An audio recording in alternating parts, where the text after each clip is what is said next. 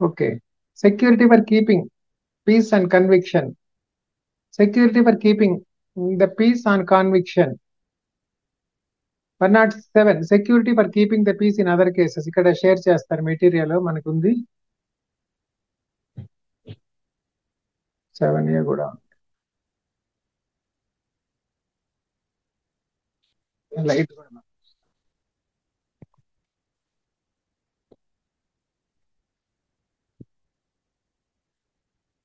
106.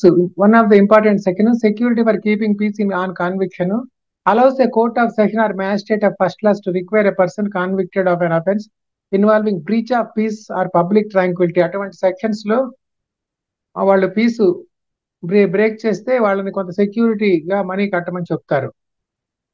Are abetting such an offence to execute a bond with or without sureties for keeping the peace for up to 3 years ఆ bond ఉండాలి. 3 years మంచిగా ఉంటాం సొసైటీలో అని చెప్పాలి bond లో. The court must record reasons if the bond is required for more than 1 year. General గా 1 year తీసుకుంటారు. ఎక్సెప్షనల్ కేసులో 3 years కూడా తీసుకోవచ్చు. మోర్ దాన్ 1 year అయితే రాయాలి వాళ్ళు ఎంత సివియర్ అఫెన్స్ చేశారు అని.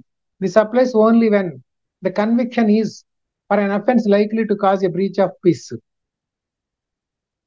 Okay, next 107. Security for keeping the peace in other cases. వేరే అదర్ కేసెస్లో సెక్యూరిటీ ఏం పెడతారు? Empowers executive magistrates. ఇక్కడేమో court of session or magistrate of first class. ఇక్కడ ఎగ్జిక్యూటివ్ మ్యాజిస్ట్రేట్స్, ఎంఆర్ఓ, తహసీల్దార్ వాళ్ళు. Upon receiving information that a person is likely to commit a breach of peace or, ఇక్కడ ఏమి ఇచ్చారు? Person is likely to commit a breach of peace or disturb public tranquility. వాడేదో ధర్నాకి already call చేశాడు, లేకుంటే కొంచెం preparation చేస్తున్నాను వాళ్ళకి తెలియవస్తుంది. అప్పుడు వాళ్ళకి ఆర్డర్ ఇస్తారు, to issue an order requiring the person to show cause why they should not execute a bond for keeping peace for up to 1 year. అప్పుడు 1 year వరకు పీస్ కి బాండ్ ఇవ్వమని చెప్పి వాళ్ళు అడుగుతారు. The magistrate must hold an enquiry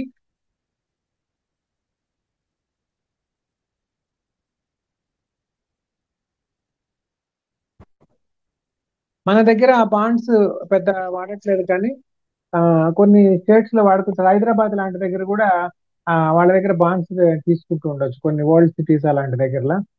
security for general గా పోలీసులకు కూడా ఇట్లాంటి కొన్ని పవర్స్ ఏదో ఇచ్చారు. Security for good behaviour from persons discriminating seditious matters. Seditious matters అంటే, సెడిషన్ అంటే దేశద్రోహ పూర్వకంగా ఏదైనా మాటలు చెప్పినప్పుడు authorize an executive magistrate to require a person to execute a bond for good behaviour for up to 1 year if they are found disseminating seditious matter. 1 year వరకు bond అడగొచ్చు. కాశ్మీర్ అలాంటి ప్రాంతాల్లో వాళ్ళని అరెస్ట్ చేస్తే గొడవలు చేస్తూ ఉంటారు, అందుకని ఒక బాండ్ కట్టించుకొని వదిలేస్తుంటారు వాళ్ళని. అబ్సీన్ మెటీరియల్ ఒక్కోసారి అంటే మరీ సివియర్ నేరస్తులు కాకుండా ఏదో కామెంట్స్ చేస్తూ ఉంటారు కదా, సొసైటీలోనే ఉంటారు వాళ్ళు, వాళ్ళేం అండర్ గ్రౌండ్ లో ఉంటారు. అట్లాంటి వాళ్ళ దగ్గర బాండ్స్ కట్టించుకోవచ్చు. Or content likely to incite religious or commercial disharmony. ఏదో గొడవలు ప్రేరేపించే రకంగా ఉంటే కూడా వాళ్ళు అలా బాండ్ తీసుకోవచ్చు, as defined under specific sections. తర్వాత 109. Security for good behaviour from suspected persons.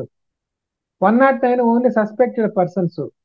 మిగతా వాటిలో 106, 7, 8 లో కొంత వాళ్ళ యాక్టివిటీ ఉంది. 109 లో సస్పెక్టెడ్ మాత్రమే. వాడు ఎక్కడో వచ్చాడు, చూస్తే సమ్ బిహారీ పర్సన్ లాగున్నాడు, ఈ ఊర్లో నీకేం పని అని అడుగుతున్నారు. ఇలాంటి ఎక్కడో బంగ్లాదేశ్ నుంచి వచ్చాడని అనుమానం, కానీ వాళ్ళ దగ్గర రికార్డ్ లేదు. అప్పుడు ఏ స్టేట్ వాడు తెలియదు, ఏమీ తెలియదు, ఏదో పని చేసుకోవడానికి వచ్చాను ఏదో చెప్పాడు, రిలయబిలిటీ లేదు, అప్పుడు సెక్యూరిటీ అడగొచ్చు.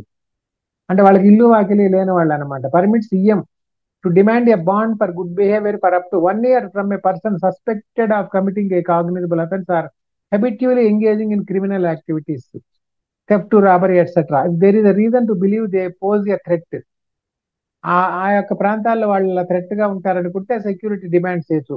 And enquiry is mandatory to establish the grounds. ఒక ఎంక్వైరీ చేసి అడగాల, కనపడ్డ ప్రతి వాడు కొత్త వాడిని డిమాండ్ చేయడానికి లేదు.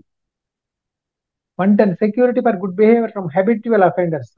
వీళ్ళు హ్యాబిట్యువల్ అఫెండర్స్, వాళ్ళు మళ్ళా సొసైటీలోకి తిరిగి వచ్చాక మళ్ళీ అటువంటి రిపీట్ చేయని దగ్గర వీళ్ళ దగ్గర బాండ్ తీసుకుంటారు up to 3 years from habitual offenders such as those repeatedly involved in robbery, theft, cheating or other specified crimes or those aiding such offences. వాళ్ళకి సహాయ సహకారాలు అందించేవాళ్ళు, ఆ దొంగ సామాను కొనుక్కునే వాళ్ళు, అటువంటి వాళ్ళు కూడా ఉంటారు. ఆర్డర్ టు బి మేడ్, 111 ప్రకారం ఈ పైన వాటికి ఆర్డర్స్ తయారు చేయాల్సి వస్తుంది వాళ్ళు magistrates. 112 procedure in respect of person present in court. ఆ వ్యక్తి కోర్టులో ఉంటే, if the person for whom bond is ordered is present, the order is read or explain to them and they are asked to execute the bond. కోర్టులో ఉంటే అప్పుడే bond కట్టమని చెప్తారు వాళ్ళకి, పర్సన్ కి ఇంటిమేషన్ అయిపోద్ది కోర్టులోనే. 113 summons or warrant in case of person not so present. అతను కోర్టులో లేడు, బాండ్ కి డిసైడ్ చేశారు, అప్పుడు అతనికి సమన్స్ ఇస్తారు, ఇలాంటి వారెంట్ ఇస్తారు రమ్మని. Next copy of order to accompany summons or warrant. Just మన దగ్గర ఉన్న బ్యాడ్ ప్రాక్టీస్ ఒకటి ఉందని కదా, సమన్స్ వారెంట్ ఒకటే పంపిస్తారు. ఆ దానికి రీజన్ గ్రౌండ్స్ ఏమి ఇవ్వరు. వాళ్ళు కేసు వేశారు మీ మీద, మీరు రండి కోర్టుకి, అట్లాంటి ఏం లేకుండా సింగిల్ షీట్ వెళ్తుంటది. అలా కాకుండా దానికి బ్యాక్ అండ్ సపోర్టింగ్ ఆర్డర్ కూడా వాళ్ళకి పంపించాలి. తర్వాత 115 power to dispense with personal attendance. Personal attendance లేకుండా ఎగ్జామ్ చేసి కూడా ఇది 115 ఇవ్వచ్చు. Allows magistrate to dispense with personal attendance of the person and permit them to appear through a pleader. Lawyer ద్వారా కూడా వాళ్ళు అపియర్ అవ్వచ్చు. Providing flexibility in cases where personal appearance is impractical. అతను ఎక్కడ హైదరాబాద్ లో ఉన్నాడు, వెళ్ళిపోయాడు జాబ్ కని వచ్చాడు, సంక్రాంతికి వచ్చాడు, కోడి పందాలు ఆడాడు, వెళ్ళిపోయాడు గొడవ చేసి. అప్పుడు ఏదైనా సెక్యూరిటీ డిమాండ్ చేశారు, అతను లేడు, లాయర్ని పెట్టుకోవచ్చు. 116 enquiry as to truth of information. వాళ్ళ దగ్గర ఏమైనా ఇన్ఫర్మేషన్ కి ఎంక్వైరీ కూడా చేయొచ్చు, 116 కింద ప్రొవిజన్ ఇచ్చారు. 117 ఆర్డర్ టు గివ్ సెక్యూరిటీ.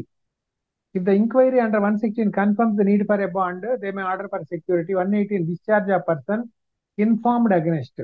ఆ పర్సన్ ని డిశ్చార్జ్ చేయడం. Next 119 commencement of period for which security is required.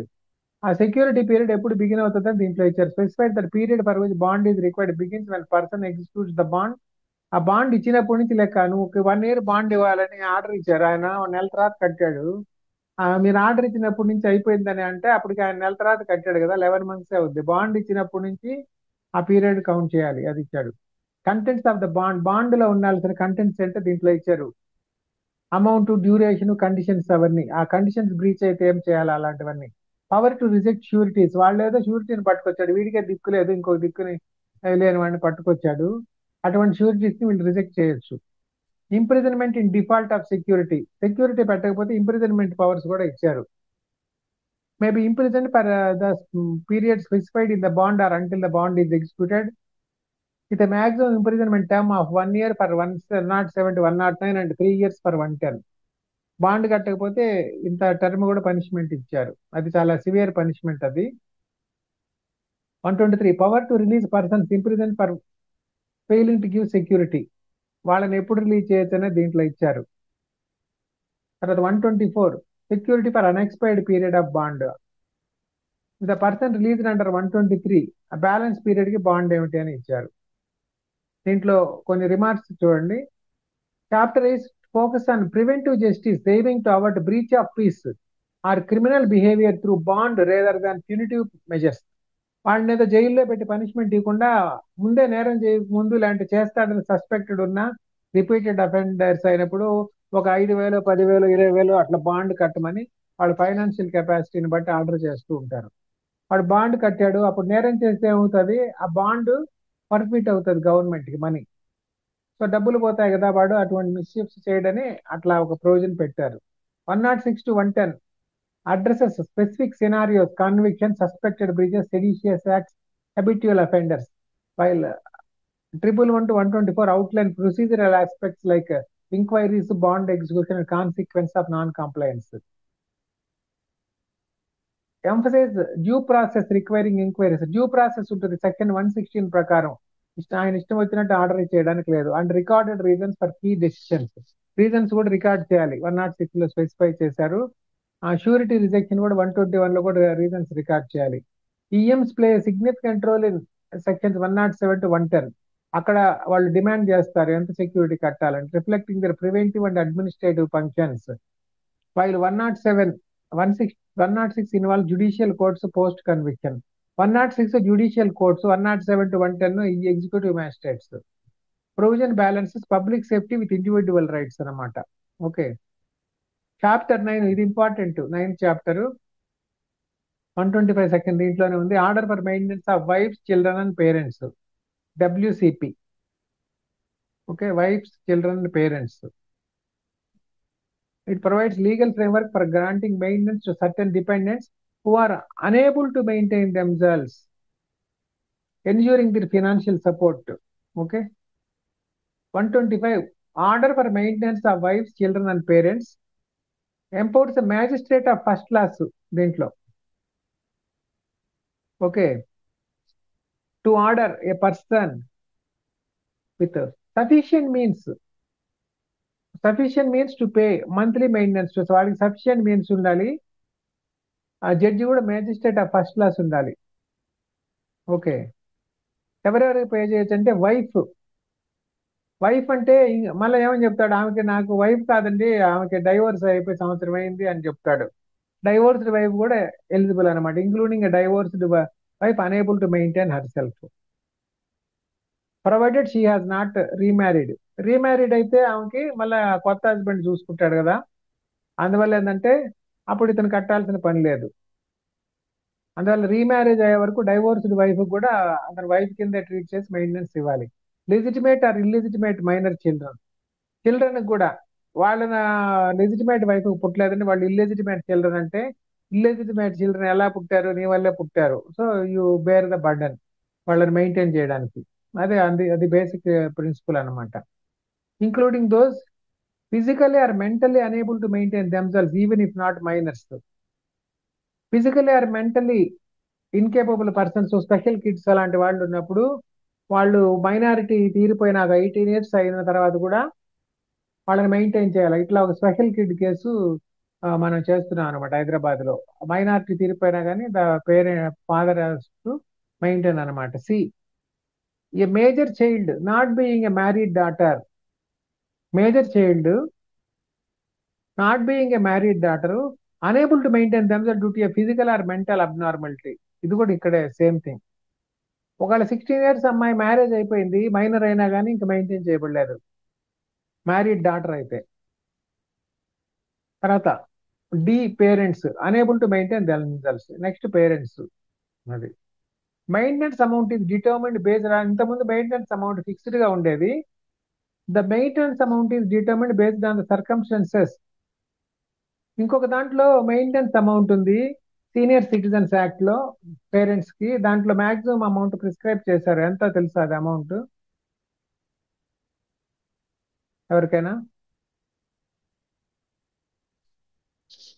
అది 10,000 రూపీస్ స్పెసిఫై చేశారు. RDO can give that order up to 10,000, not fully 10,000.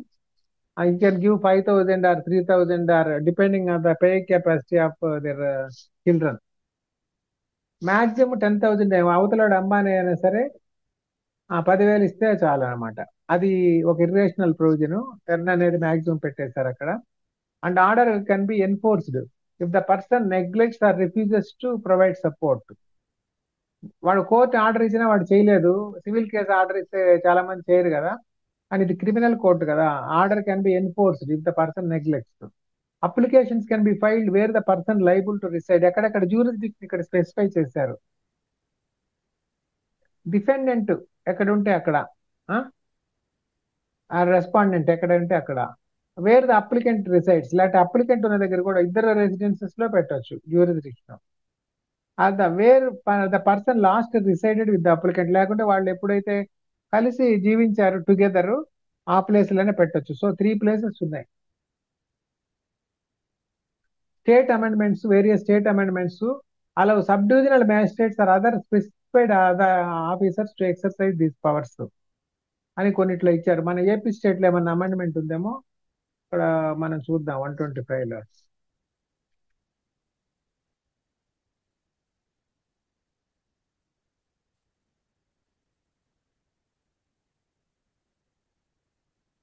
ఇక్కడ డిఫైన్ చేశారు. మైనర్ అంటే ఏంటి, వైఫ్ అంటే ఏంటి అని డిఫైన్ చేశారు. ఈ సెక్షన్ ఫుల్ గా చదవండి. స్టేట్ అమెండ్మెంట్స్ మధ్యప్రదేశ్ ఉంది, ఆంధ్రప్రదేశ్ ఏం లేదు, వెస్ట్ బెంగాల్ అంతే.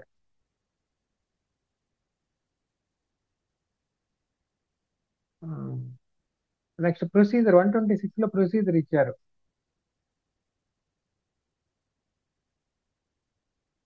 Proceedings under 125 may be taken against any person in any district where he or his wife resides, where he last resided with his wife. Jurisdiction ఇక్కడ ఇచ్చారు 126 లో. 127 ఆల్టరేషన్ ఇన్ అలవెన్స్. అలవెన్స్ ఎప్పుడో ఒకసారి ఇచ్చారు, 15 ఏళ్ళు అయింది, ఇప్పుడు కూడా అంతే అలవెన్సా? రేట్లు పెరుగుతుంటాయి కదా, అలాంటి వాడు ఇన్కమ్ కెపాసిటీ పెరగవచ్చు, తగ్గిపోవచ్చు, జాబ్ అయిపోయి ఉండొచ్చు, రిటైర్ అయిపోయి ఉండొచ్చు.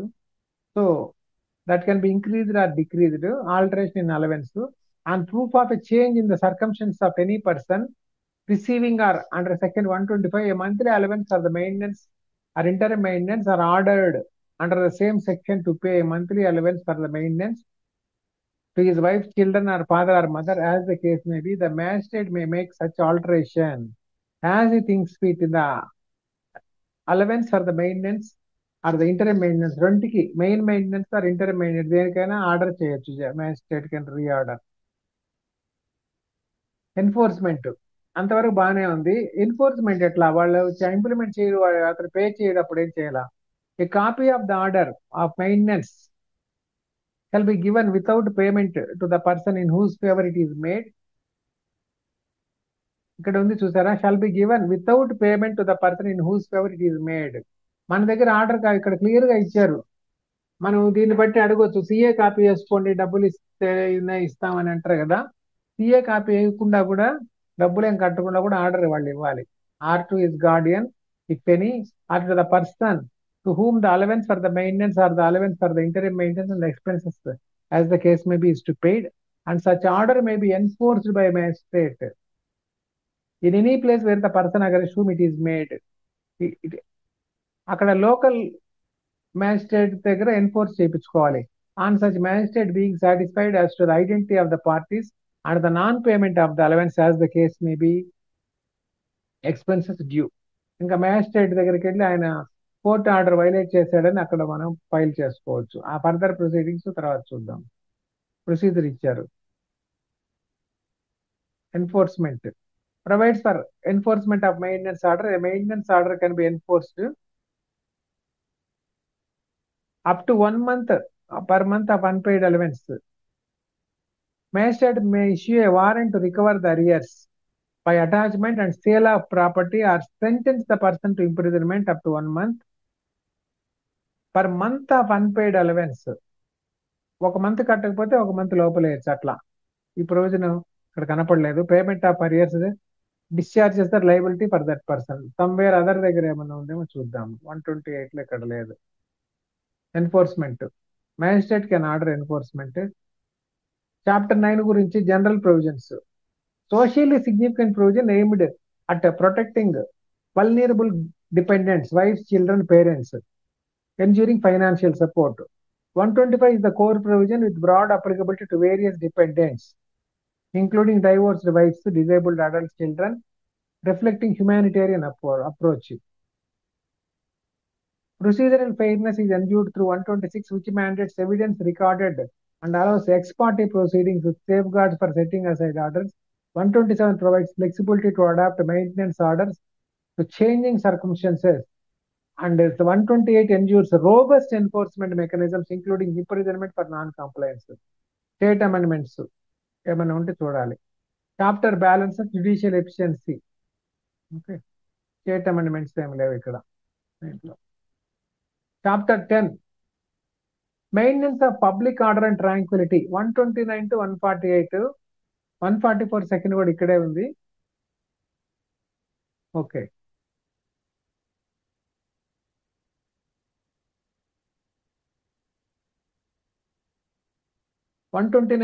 Dispersal of assembly by use of civil force.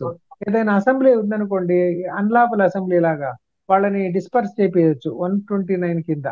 empowers an executive magistrate or police officer not below rank of inspector to order an unlawful assembly to disperse. Unlawful అంటే 141 ఐపీసీలో define చేస్తారు.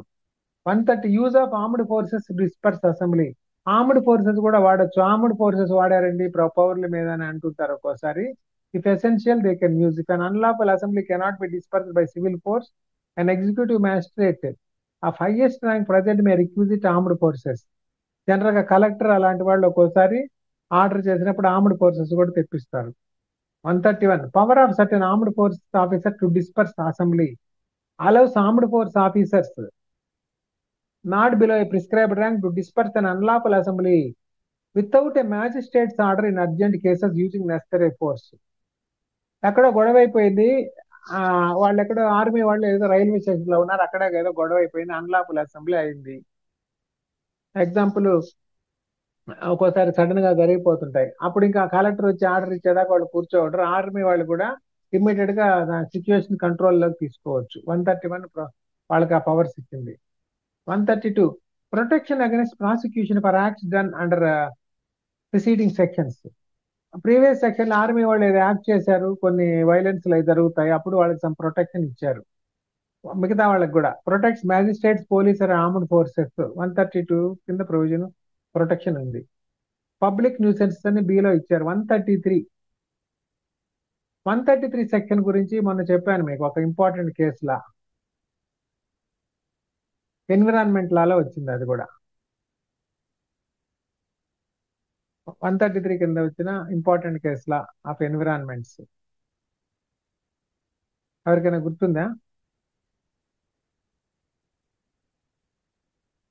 రట్ల municipality versus వర్ధీచంద్ versus రట్ల municipality 130 దగ్గర begin అయింది. 133 చూద్దాం మనం. Okay, 133 conditional order for removal of nuisance. మీరు మీ concern ఆర్డీఓకి ఎంఆర్ఓలకి మీ దగ్గర ఏదైనా nuisance కనిపిస్తే మీ ఏరియాలో మీరు 133 కింద కంప్లైంట్ అని చెప్పి రాస్తే వాళ్ళు ఏం చేస్తారో చూడొచ్చు మనం ట్రయల్ గా. Okay, 133 conditional order for removal of nuisance. whenever a district magistrate, sub-divisional magistrate or any executive magistrate అంటే తహసీల్దార్ specifically empowered in this behalf by state government on receiving the report of a police officer, ఎప్పుడు receiving the report of a police officer or other information and on taking such evidence as he thinks fit. పోలీసులతో దగ్గర వాళ్ళు మళ్ళీ verify చేయించుకుంటారు. ఏమేమి conditions అంటే any unlawful obstruction or nuisance should be removed from any public place or from any way, river or canal which is or may be lawfully used by the public. which is may be lawfully used by the public. Public వాడుకునే దారుల వెంట, కాలువల వెంట, రివర్ల వెంట ఏదో ఒక abstraction ఎవరో ఒకరు పెట్టుంటారు. రివర్లో తెచ్చి పొక్కులైన పెట్టేసి వెళ్ళిపోయి ఉంటాడు వాడు. మళ్ళీ వాడు తవ్వినా తవ్వకపోయినా ఇంక అక్కడే ఉంటది, అదొక అబ్స్ట్రక్షన్ రివర్ ఫ్లోకి. ఓకే, వస్తే వాటితో పని చేసుకోవాలి, వెళ్ళిపోవాలి, లేదా అక్కడే ఉంటుంది అబ్స్ట్రక్షన్. కొందరు రోడ్లోనే పెద్ద పెద్ద షాపులు ఎక్స్టెన్షన్ చేసి ఫుట్పాత్లంతా ఆక్రమించేస్తుంటారు. సో ఫుట్పాత్ క్లియరెన్స్ కూడా 133 అడగొచ్చు.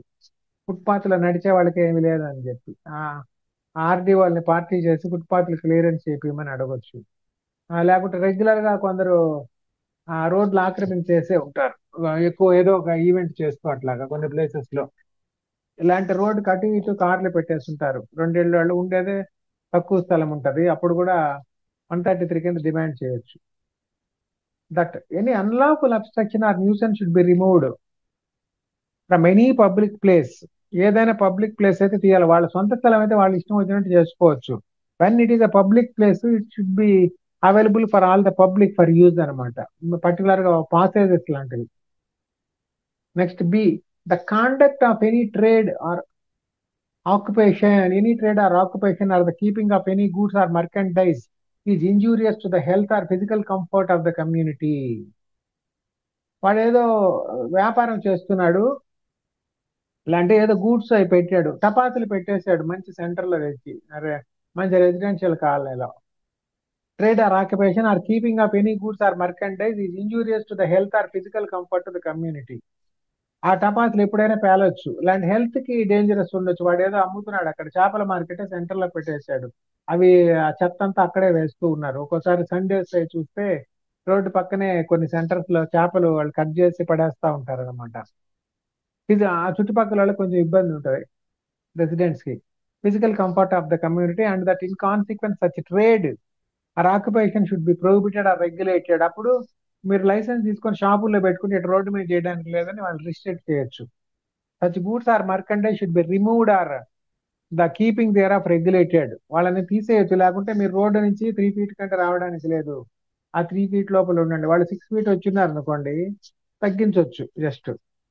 But the construction of any building, ఏదైనా బిల్డింగ్ కట్టారు, or disposal of any substance, లాంటి చెత్త అంతా బిల్డింగ్ పడగొట్టిన డెబ్రీ ఉంటది, ఆ డెబ్రీ ఎక్కడ వేస్తారు, ఈ likely to occasion configuration or explosion should be prevented or stopped. ఆ బిల్డింగ్ కట్టేటప్పుడు ఆ పాత బిల్డింగ్స్ ని బ్లాస్ట్ చేసి కూడా పడేస్తుంటారు. ఆ సబ్స్టెన్స్ అంతా రోడ్డు మీద పడిపోతా ఉంటది, కొంత కింద పడిపోతా ఉంటది. మున్సిపాలిటీ వాళ్ళు కూడా చెత్త తీసుకుపోతే సగం ఆ ట్రక్కులోంచి రోడ్డు వెంబడే పడతా ఉంటది, ఎందుకంటే వాటికి అంతా లీకేజ్ అవన్నీ ఉంటాయి. That any building, tent or structure or any tree is in such a condition that it is likely to fall and thereby causes injury to persons living or carrying on business in the neighbourhood. నిన్నే ఒక ఆయన చెప్పాడు, ఒక ఆయన advocate, వాళ్ళ పక్కింట్లోనే తుఫానుకి వచ్చి చెట్టు పడిపోయింది, ఇంకొకరు పక్కింట్లో వాళ్ళ మీద, ఒకరింట్లో చెట్టు వెళ్ళి ఇంకోరింట్లో పడ్డది. వాళ్ళు ఏమంటారంటే, చెట్టు గల్ల వాళ్ళని అడిగితే, మేము ఇప్పుడే మున్సిపాలిటీ వాళ్ళకి చెట్టు కొట్టేమని, వాళ్ళు కొట్టలేదంటారు. అప్పుడు పాయింట్ ఏంటంటే, చెట్టు ఎవరి ల్యాండ్ లో ఉంది? గవర్నమెంట్ ల్యాండ్ లో ఉంటే, పబ్లిక్ రోడ్ లో ఉంటే మున్సిపాలిటీ వాళ్ళని అడిగితే కొడతారు. ప్రైవేట్ ఏరియాలో ఉన్నప్పుడు ఆ ప్రైవేట్ ఓనరు ప్రైమర్లీ రెస్పాన్సిబుల్ అవుతాడు, దాన్ని అతనే కట్టింగ్ చేయించుకోవాలి. అటువంటి కంప్లైంట్ ఎవరు ఇవ్వాలంటే మున్సిపాలిటీకి ఇస్తే, పక్కన నైబర్స్ ఇవ్వాలి, ఈ చెట్టు చాలా డేంజరస్ గా ఉంది, చెట్టును రిమూవ్ చేయించండి అని. ఇంకా ఇక్కడ చూద్దాం, likely to fall and thereby cause injury to persons living or carrying on business in the neighbourhood or passing by, and that in consequence, ఎవరెవరిగా చూడండి, పీపుల్ లివింగ్, ఆ చుట్టుపక్కల ఉన్న ప్రజలకి, ఇలాంటి క్యారీయింగ్ ఆన్ బిజినెస్, ఇలాంటి అక్కడ వ్యాపారాలు అవి చేసుకునే వాళ్ళకి, లేకుంటే దారిని పోయే వాళ్ళకి, ఎవరికైనా సరే. దారిని పోయేవాడు, నీకెందుకు ఇవన్నీ, మేము ఇక్కడే ఉన్నాం, మేమేం పట్టించుకోలేదు, నువ్వెందుకు పట్టించుకుంటున్నావు అని అనకూడదు. దారిని పోయే వాళ్ళకి కూడా రైట్ ఉంది. And that in consequence the removal, repair or support of such building, tent or structure or the removal or support of such tree is necessary. ఆ చెట్టుని తీసేయడం కానీ సపోర్ట్ చేయడం కానీ అలాంటివి ఉన్నప్పుడు, అప్పుడు కూడా మనం వాళ్ళకి 133 కింద కంప్లైంట్ చేయొచ్చు. That any tank, well or excavation adjacent to any tank, అంటే చెరువు, బావి, ఆర్ ఎక్స్కవేషన్ అంటే బిల్డింగ్లు కట్టడానికి కిందకి తవ్వుతుంటారు, పర్టికులర్ గా సెల్లర్స్ కి చూస్తుంటారు. కిందనే 4-5 అంతస్తులు కూడా ఉంటాయి కొన్ని పెద్ద పెద్ద బిల్డింగ్స్ కి పార్కింగ్ కింద. To any such way or public place should be fenced in such manner as to prevent danger arising to the public. వాటికి ఫెన్సింగ్ కట్టాలి. వాళ్ళు ఏదో గుంట వేసి పెద్ద బిల్డింగ్ కడుతున్న మున్సిపాలిటీ అప్రూవల్ ఉందంటే, ఆ దారిన పోయే వెహికల్స్ బై మిస్టేక్ కూడా దాంట్లోకి ఎంటర్ కాకూడదు. డీప్ వెళ్ళే కొద్దీ సాయిల్ స్లైడ్ అయ్యే ఛాన్స్ ఉంటుంది, పర్టికులర్ గా ఇట్లా రైనీ సీజన్స్ అప్పుడు. వైనాడులో కూడా ల్యాండ్ స్లైడ్స్ ఆయన చూశారు కదా, అట్లా హిల్స్ కూడా ఒక్కోసారి స్లైడ్ అయిపోతుంటాయి. అట్లాంటి డేంజర్స్ ఉన్నప్పుడు కూడా 133 కింద నోటీస్ ఇవ్వచ్చు. That any dangerous animal should be destroyed, confined or otherwise disposed. పిచ్చి కుక్కలు అలాంటివి ఉంటాయి ఒక్కోసారి డేంజరస్ యానిమల్. ఇలాంటి కొందరు కుక్కలే కాదు, కొంతమంది కోతులు అవి కూడా పెంచుకుంటారు, ఇంకా ఏదైనా సంథింగ్. అప్పుడు that animal should be destroyed, ఇలాంటి confined or otherwise disposed of. Otherwise disposed of అంటే ఎత్తుకెళ్ళి ఏదైనా అడవులన్నా వచ్చేయాలి. డేంజరస్ యానిమల్స్ కూడా కొంతమంది పాములు పెంచుకునే వాళ్ళు కూడా ఉంటారు. అవన్నీ పక్కన వాళ్ళకి డేంజరస్ గా ఉన్నప్పుడు కంప్లైంట్ చేస్తే అవి ఫారెస్ట్ లో వదిలేయాల్సి వస్తుంది. ఓకే. ఇప్పుడు ఇంతకుముందు ఊళ్ళల్లో స్నేక్స్ ఆడించుకునే వాళ్ళు ఉండేవాళ్ళు, ఇప్పుడు ఎక్కడ కనపట్లేదు చూసారా, ఎందుకంటే వాళ్ళని పట్టుకుంటారు అనమాట. సచ్ మ్యాజిస్ట్రేట్, ఇప్పుడు అప్పుడు మ్యాజిస్ట్రేట్ ఏం చేయాలి, magistrate may make a conditional order requiring the person causing such obstruction or nuisance or carrying on such occupation so and so or owning possession or controlling such building, tent etcetera so and so within a time to be fixed in the order. వాళ్ళకి time specify చేస్తారు, ఆ time లోపల వాళ్ళకి చెప్తారు. మీ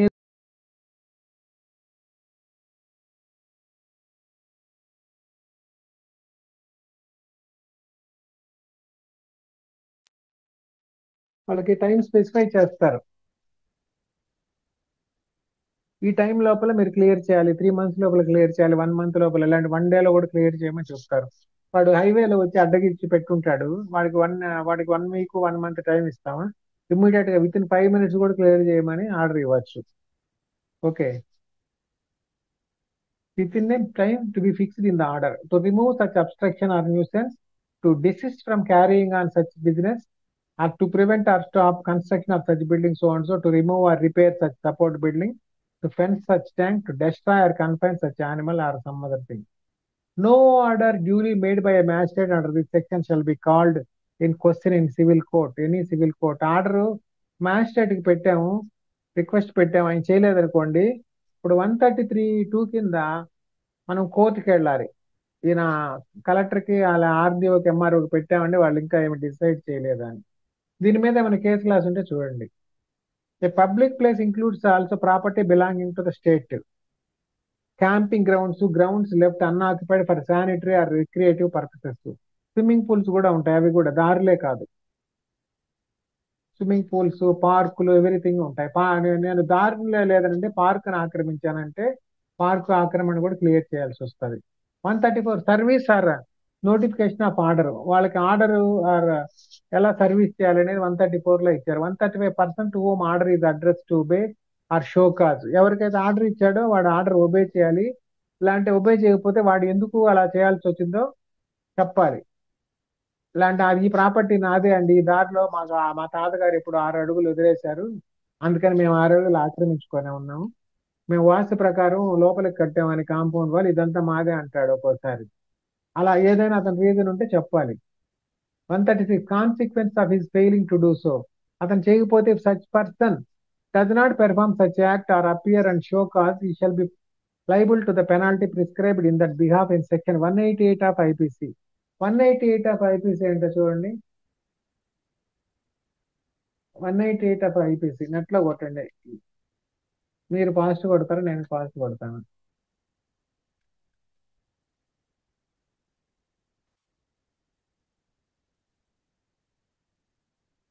Any deliberate disobedience of an order that is duly promulgated by public servant in public interest. అది 188 ఉంది. Okay, దానికి ఏమైనా పనిష్మెంట్ ఇచ్చారేమో చూడండి.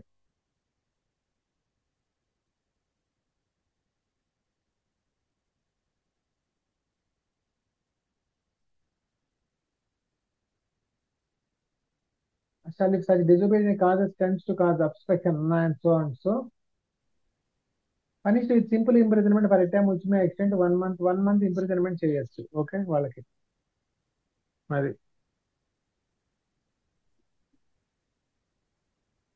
137 procedure where existence of public right is denied. ఇందాక చెప్పాను కదా, పబ్లిక్ రైట్ లేదంటే ఇది మాదే స్థలము, మేమే దారికి వదిలేము, మాకు 2 ప్రాపర్టీస్ అటు ఇటు ఉంటే మేము దారికి వదిలేము, మాదే ఇది అంటాడు. 138 procedure where he appears to show cause. వాడు షో కాజ్ ఇచ్చినప్పుడు ఏమిటి. 139 power of magistrate to direct local investigation and examination of an expert. Magistrate కి పవర్స్ ఉన్న ఇన్వెస్టిగేషన్ చేయడానికి. Magistrate may for the purpose of an enquiry under 137 or 138 direct local investigation to be made by such person as it thinks fit. ఆ విఆర్ఓని enquiry చేయమనొచ్చు, పోలీసుని enquiry చేయమనొచ్చు, whatever it may be, municipality engineers ని enquiry చేయమనొచ్చు, survey చేయమనొచ్చు, మండల సర్వేని పంపొచ్చు, ఏదైనా చేయొచ్చు. Power of magistrate to furnish return instructions. ఏదైనా రిటర్న్ ఇన్స్ట్రక్షన్స్ ఆయన ఇవ్వాలి. Okay, furnish such person with such return instructions. వాళ్ళకి రిటర్న్ ఇన్స్ట్రక్షన్స్ ఇచ్చి చేయాలి. Procedure on order being made absolute and consequence of disobedience. Procedure on order absolute order ఉంటుంది, consequence ఏమిటి disobedience అయితే 141 లో ఇచ్చారు. 143 magistrate may prohibit repetition or continuance of public nuisance. ఆయన order ఇచ్చాడు, 3 రోజుల్లో తీసేయమన్నాడు, 3 రోజుల్లో తీసేసాడు, మళ్ళీ 4వ రోజు పెట్టాడు అబ్స్ట్రక్షన్. అది కంటిన్యూస్ గా ఉండేటట్టు చూడాలి ఆ ప్రొహిబిషన్, అదే అక్కడ ఇచ్చారు. ఇది మన urgent cases of nuisance or apprehended danger. ఇది 144 సెక్షన్ మెయిన్ సెక్షన్ ఇక్కడ ఉంది. 133 ఇందాక చూశారు కదా, 133 లో పబ్లిక్ పవర్ ఉంటుంది, 144 లో స్టేట్ పవర్ ఉంటుంది. సో స్టేట్ పవర్ వాడుతూ ఉంటారు బాగానే. 144 133 సరిగా వాడట్లేదు. మీరు ఏదైనా న్యూసెన్స్ చూస్తే 133 వాడచ్చు. 144 దీంట్లో చూద్దాం. In cases wear in the opinion of a district magistrates 3 మ్యాజిస్ట్రేట్లు ఉన్నారు. యాక్చువల్గా 4 మ్యాజిస్ట్రేట్లు దాకా ఉంటారు. తహసీల్దార్, ఆర్డీఓ, జాయింట్ కలెక్టర్, వీళ్ళు 4 కూడా మ్యాజిస్ట్రేట్ పవర్సే ఉంటాయి. District magistrate, subdivisional magistrate, or any other executive magistrate, specially empowered by the state, if in this behalf there is sufficient ground for proceeding under this section and immediate prevention or speedy remedy is desirable. Immediate prevention కావాలి, లేదంటే speedy remedy కావాలి. Such magistrate May by return order ఇవ్వాలి ఆయన, ఇక్కడ ఇలా చేయాలి అని, ఆ పర్పస్ ఏంటో చెప్పాలి.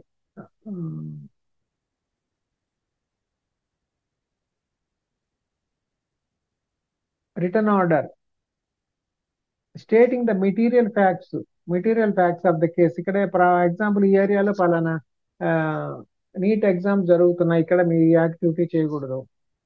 And served in the manner provided by section 134 కిందనే నోటీస్ లాగా పబ్లిక్ న్యూసెన్స్ లాగా ట్రీట్ చేసి ఆయన 133లో పబ్లిక్ జనరల్ గా కంప్లైంట్ చేస్తారు. 133లో 144లో వాళ్ళు ఓన్ గా సుమోటో చేయొచ్చు.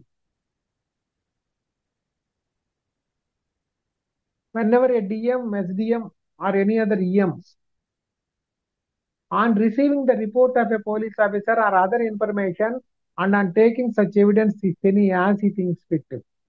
ఓకే, మనం పబ్లిక్ కంప్లైంట్ చేసినప్పుడు పబ్లిక్ అప్పుడు పోలీస్ నుంచి వాళ్ళు తెచ్చుకుంటారు. 144కు రండి మళ్ళీ back. Direct any person to abstain from a certain act. ఎవరినైనా డైరెక్ట్ చేయొచ్చు to abstain from a certain act or group of persons or to take certain order with respect to certain property. ఇలాంటి ఇప్పుడు బాబరీ మసీదు ఉంది, status కు order ఉంది అంతకుముందు, so ఆ ప్రాపర్టీని టచ్ చేయకూడదు. అట్లా అలాంటి వాళ్ళ పొజిషన్లో అయినా ఉండొచ్చు, వేరే వాళ్ళ పొజిషన్లో అయినా ఉండొచ్చు. ఆ కోర్టు ఆర్డర్, ఫైనల్ ఆర్డర్ వచ్చే వరకు స్టేటస్ కో ఉందంటే కొన్ని ఇంపార్టెంట్ సెన్సిటివ్ ప్రాపర్టీస్ లో అలానే ఉంచాలి. In his position or under his management, ఆయన పొజిషన్ లో ఉండొచ్చు అంటే ఆయన మేనేజ్మెంట్ ఉంటాడు, ఆయన వక్ఫ్ ఆస్తులు అట్లా ఉంటాయి. అప్పుడు వక్ఫ్ ఆయన పొజిషన్ లో ఉండొచ్చు, ఆయన మేనేజ్మెంట్ లో అయినా ఉండొచ్చు, పొజిషన్ లో ఇంకొకరు ఉండొచ్చు ఒక్కోసారి. If such magistrate consider that such direction is likely to prevent or tend to prevent obstruction, annoyance or injury. నా ఏమిచ్చాడు, దానికి అబ్స్ట్రక్షన్ ఉండొచ్చు, ఇలాంటి ఒక అన్నాయన్స్ ఉంటుంది. అబ్స్ట్రక్షన్ లేదు కానీ మీరు పోతూ ఉన్నారు, మీ దారి బాగానే ఉంది కానీ కొంచెం నేరో అయింది, అదొక అన్నాయన్స్ అవుతుంది. అబ్స్ట్రక్షన్ ఏం లేదు, రోడ్డు 10 feet ఉన్న పాసేజ్ వచ్చి ఇప్పుడు 7 feet అయిపోయింది, 3 feet తగ్గిపోయింది. కొంత మీరు స్లో అవుతారు కదా, ట్రాఫిక్ లైట్ స్లో డౌన్ అవుతుంది, అన్నాయన్స్ అవుతుంది. అంటే ఒక్కోసారి ఇంజరీ అవుతుంది, అది జారి పడతారు, వాడు ఆయిల్ వదిలేసి ఉంటాడు రోడ్డు మీదకి. వాళ్ళు చూస్తుంటారు షాపుల్లో ఆ చెత్త అంతా వాటర్ తెచ్చేసి హోటల్స్ వాళ్ళు రోడ్డు మీద బాగు చేస్తుంటారు, చల్లేసి కళ్ళాపిలాగా చల్లేస్తుంటారు.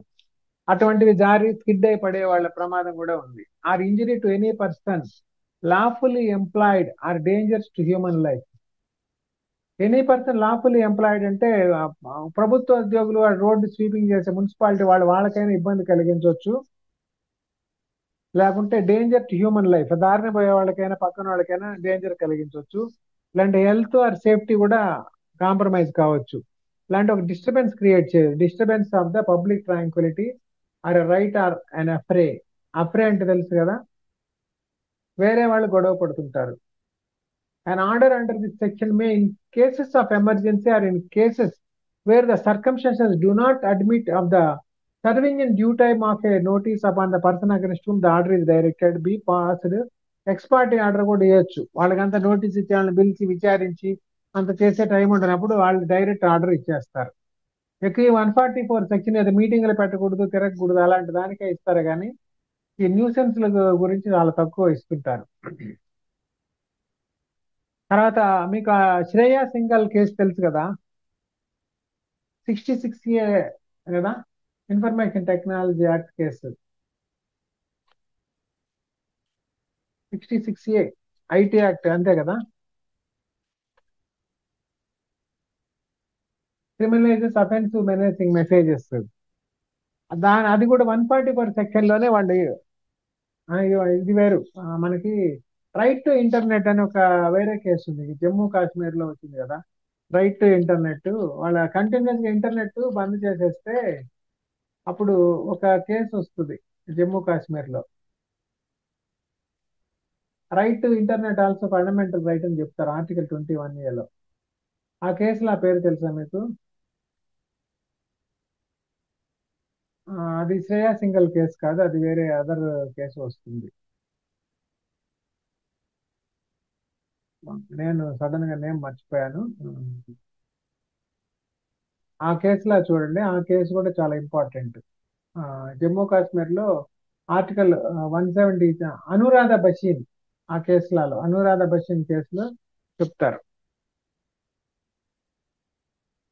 ఇది కూడా వాళ్ళు 144 కంటిన్యూగా పెడితే 144 సార్ అనురాధ అనురాధ బషీన్, అనురాధ బషీర్ మామూలు name BASIN Bhasin versus Union of India article 19(2) కింద ఆ, ఇచ్చారు వాళ్ళకి 19(6) అట్లా. This is also fundamental right అని ఇచ్చారు. మీరు కేసులా చదవండి, దాని మీద case behind.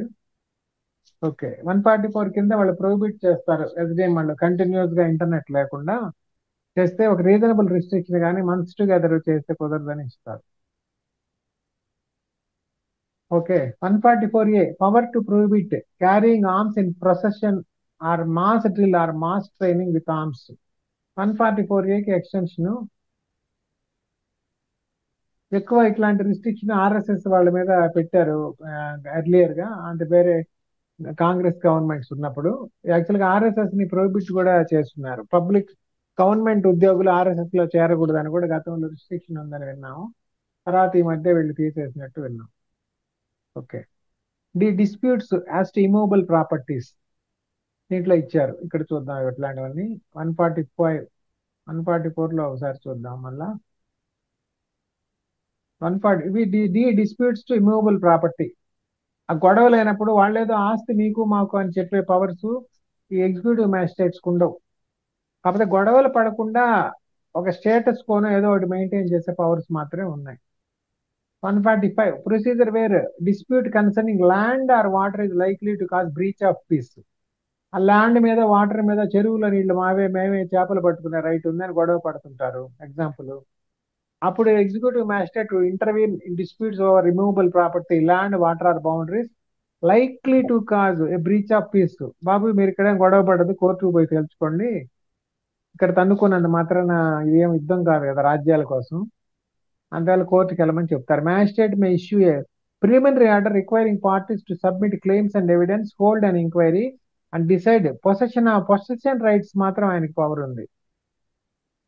Attaching the property if necessary until A competent court decides. లేకుంటే అది అటాచ్ చేసి మీరు కోర్టుకు పోయి తెలుసుకురండి, అంతవరకు మా కంట్రోల్లోనే ఉంటుంది, ప్రభుత్వ ఆధీనంలోనే ఉంటుంది అని కూడా చెప్పొచ్చు.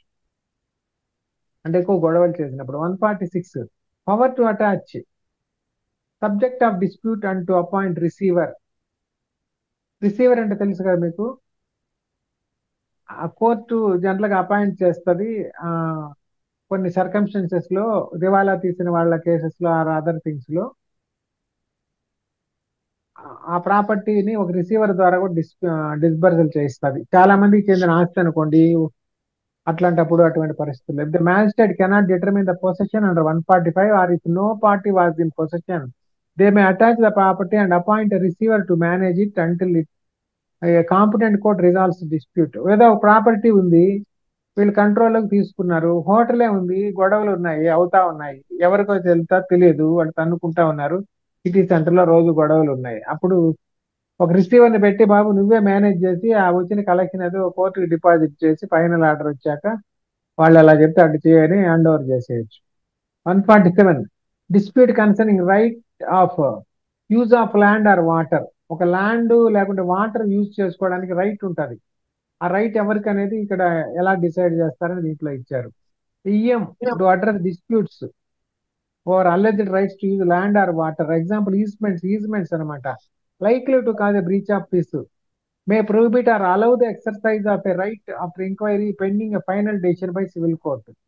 ప్రిలిమినరీగా ఆయన డెసిషన్ ఇవ్వచ్చు ఇంటరిమ్ ఆర్డర్ లాగా, final decision subject to the civil court అని చెప్పి ఇస్తారు. 148 local enquiry permits magistrate to order a local inquiry by a subordinate magistrate or other person collector కూడా మేజిస్ట్రేట్, ఎంఆర్ఓ కూడా magistrate, tahsildar. Collector will order tahsildar to conduct enquiry, ascertain facts report ఇమ్మని చెప్తారు. ఈ లోకాయుక్త మీద revenue complaints ఇచ్చినప్పుడు అట్లా collector కి లోకాయుక్త వాళ్ళు రాస్తారు, కలెక్టర్ ఆర్డీఓకి రాస్తాడు, ఆర్డీఓ మళ్ళీ ఈయనకి తహసీల్దార్ నుంచి report తెప్పిస్తారు. ensuring accurate evidence for decision making, the inquiring officer submit a report and cost may be assigned to a party. Chapter 10 గురించి ఇచ్చాడు. Chapter 10 is a critical preventive framework addressing immediate threats to public order through measures like dispersal of assemblies, removal of nuisances, and resolution of property disputes. Subheadings: AD categorize the provisions by type of threat. Unlawful assemblies ఇక్కడ దీంట్లో ఇచ్చారు. Public nuisances 133 to 143, urgent cases 144, 144A, and property disputes 145 to 148. 148 వీళ్ళకి executive magistrates కి property మీద permanent decisions ఇచ్చే rights లేవు, judicial powers లేవు. అది గుర్తుపెట్టుకోండి, ఇట్లా కూడా అడగొచ్చు question. Chapter emphasises procedural fairness requiring enquiries and evidence based decisions while allowing urgent ex parte actions 140 to 144 to address imminent risks. Protection for officials 132 లో ఉంది. Appeal mechanisms implicit in judicial oversight, balance authority with accountability, అథారిటీని అకౌంటబిలిటీతో కలిపారు ఇక్కడ. State amendments adapt provisions to local needs, often extending power to commissioners. Andhra amendments ఏమి ఉండవు ఇక్కడ ఉన్నట్టు, అది ఒక డిఫాల్ట్ గా అలా వచ్చేసింది. ఇది preventive detention of police 149 to 153, preventive action of the police అన్నమాట.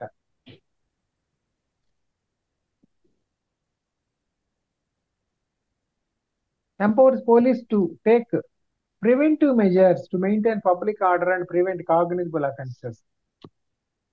కాగ్నిజబుల్ అఫెన్సెస్ ప్రివెంట్ చేయడానికి మాత్రమే, నాన్ కాగ్నిజబుల్ వాటికి లేదు. Okay, below is the టాబులర్ explanation of each section. 149 police to prevent cognisable offences, పోలీసులు కాగ్నిజబుల్ అఫెన్స్ ప్రివెంట్ చేయాలి, వాళ్ళకి first responsibility ఇచ్చాడు. Authorises every police officer to intervene to prevent the commission of any cognizable offence. అక్కడ mic ఉంది ఎవరిదో, స్వప్న.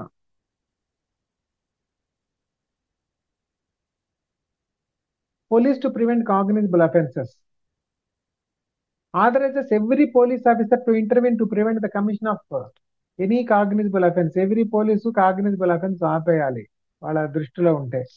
Offenses for which arrest can be made without warrant to the extent of their ability. To the extent of their ability. అక్కడ 10 మంది ఉన్నారు, guns పట్టుకొని వచ్చారు, ఈయన ఒక్కడే ఏం చేయలేడు కదా, ఆయన ఎబిలిటీ ఉన్న వరకు చేయవచ్చు. This includes taking necessary action based on information and reasonable suspicion to avoid such offences. దాంట్లో ఇచ్చారు ఇన్ఫర్మేషన్, రీజనబుల్ సస్పిషన్ ఉండాలి, trust worthy information. Information of design to commit cognisable offences, వాళ్ళకి కొంత ఇన్ఫర్మేషన్ ఉంటుంది, పోలీస్ ఇన్ఫార్మర్స్ ఉంటారు, cognizable offence జరిగే అవకాశం ఉందని.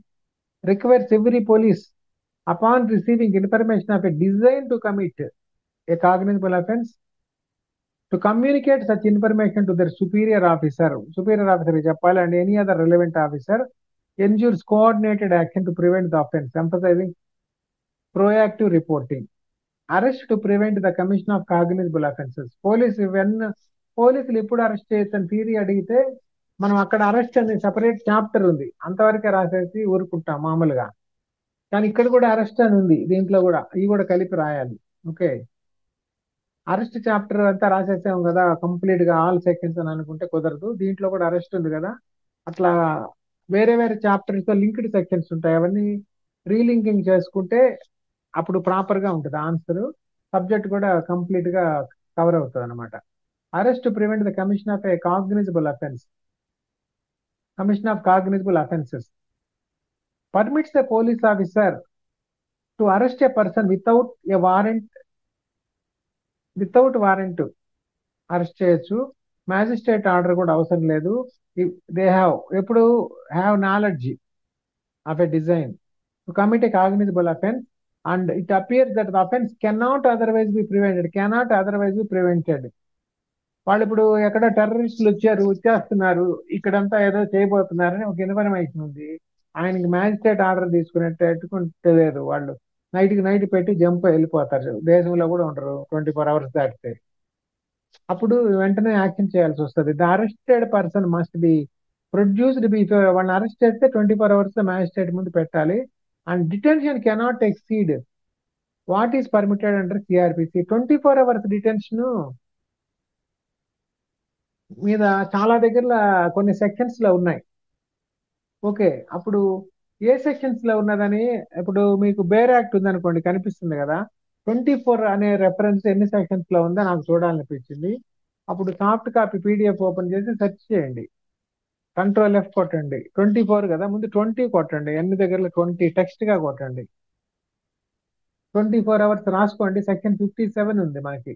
Okay, section 57. ఓకే,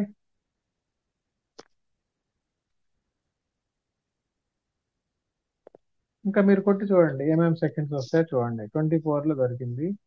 నెక్స్ట్ 167 లో ఉంది మళ్ళా 24 hours అని. ఓకే, 167 లో ఉంది. ఇక్కడేమో 24th year ఉన్నాడు, అది కాదు. అక్కడ మనకి ఇంకొక సెక్షన్ ఇప్పుడు ఏదో చూస్తున్నాం కదా. ఇప్పుడు అవర్స్ అన్నాడు కదా, సో మనం 20 మీద కాకుండా ఇప్పుడు అవర్ మీద చెక్ చేద్దాం. మనం ఆ కీవర్డ్ ఏ కీవర్డ్ ఎఫెక్టివ్ ఉంటుందో చూడాలి. ఇప్పుడు అవర్స్, అవర్స్ అనే కీవర్డ్ మీద చూస్తున్నాం. ఇక్కడ చూడండి 24 hours అనేది ఇక్కడ వచ్చారు.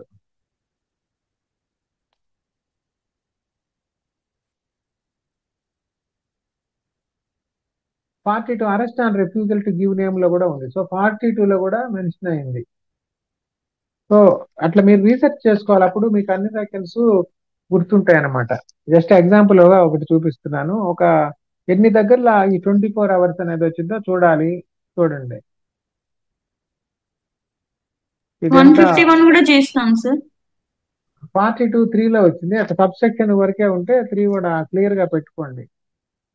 ఓకే, అలాగే 1 by 1 చూడండి. ఇంకా 57 ఆల్రెడీ ఉంది కదా.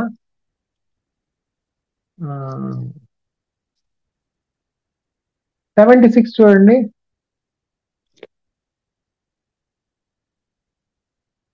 Person arrest to be brought before magistrate, 76 కూడా ఉంది. ఓకే, ఓకే 76 ఉందా. 151 ఉంది, చూసారా.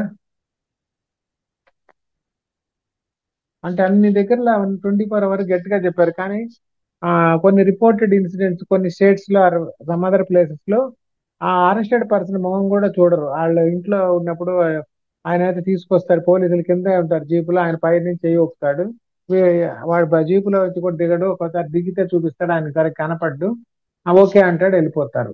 అలా కూడా జరిగాయని చెప్తారు. Detentions, illegal detentions. అంటే ఇల్లీగల్ డిటెన్షన్ అంటే లీగల్ డిటెన్షన్ అవుతుంది మ్యాజిస్ట్రేట్ ఓకే చేస్తే, కానీ అలా ఉన్నారు మ్యాజిస్ట్రేట్స్, వాళ్ళు కూడా వర్క్ లోడ్ తో బిజీ ఉంటారు కదా, అట్లా రొటీన్ అయిపోతున్నాయి. 164A,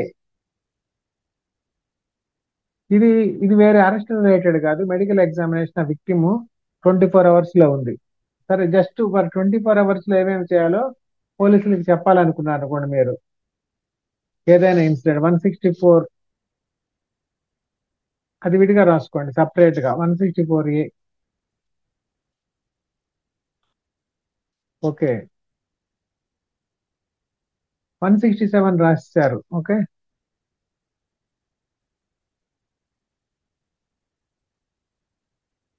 తర్వాత 176 కూడా ఉంది ఏదో. 176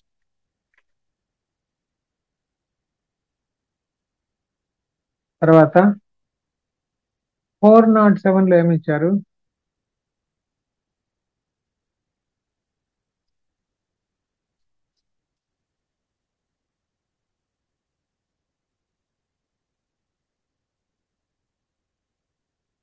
ఓకే, నెక్స్ట్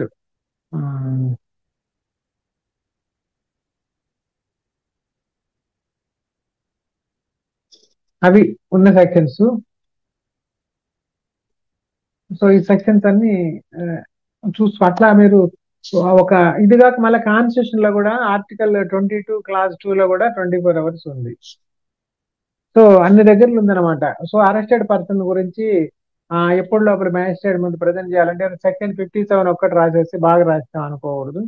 ఇన్నిట్లా క్రాస్ రెఫరెన్స్ అయింది కదా, అంటే మీకు ఇచ్చే మార్కులను బట్టి కూడా చూడాలి దానికి ఎంత రాయాలని.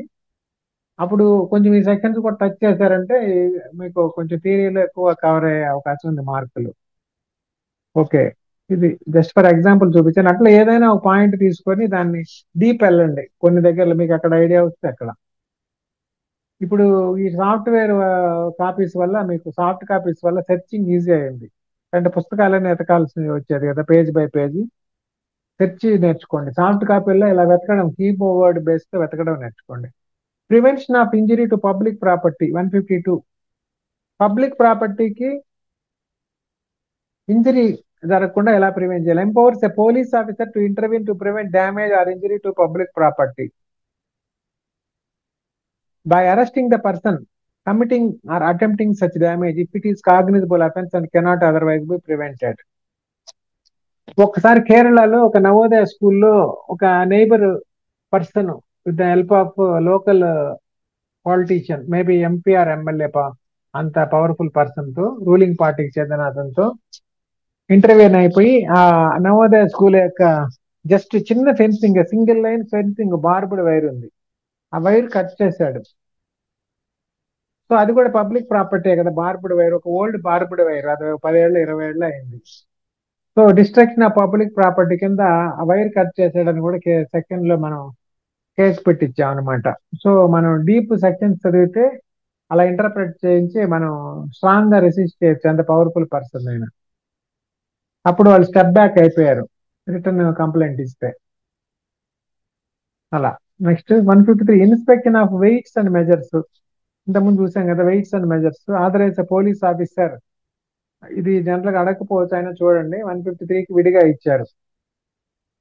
ఇప్పుడు వెయిట్స్ అండ్ మెజర్స్ కి సపరేట్ డిపార్ట్మెంట్ ఉంది, పేరు చెప్పారా?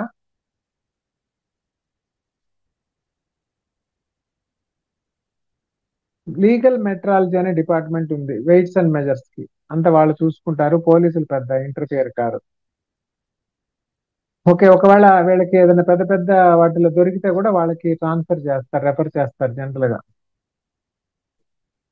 లీగల్ మెట్రాలజీ యాక్ట్ అని ఉంది, ఆ యాక్ట్ చూడాలి దాని కింద. ఓకే, ఇప్పుడు ఇంకొక second phase of police. First time arrest related కదా. రియల్ గా పోలీసులు చేసే యాక్టివిటీస్ అంతా కూడా information to the police and their powers to investigate. Information and investigation ఇక్కడ ఉంటుంది అనమాట రియల్ గా. ఇంత ముందు అన్ని జస్ట్ వాళ్ళ routine day to day works, కానీ ఒక కేసు ఎంటర్ అయితే వాళ్ళు ఏం చేయాలో దీంట్లో వస్తుంది.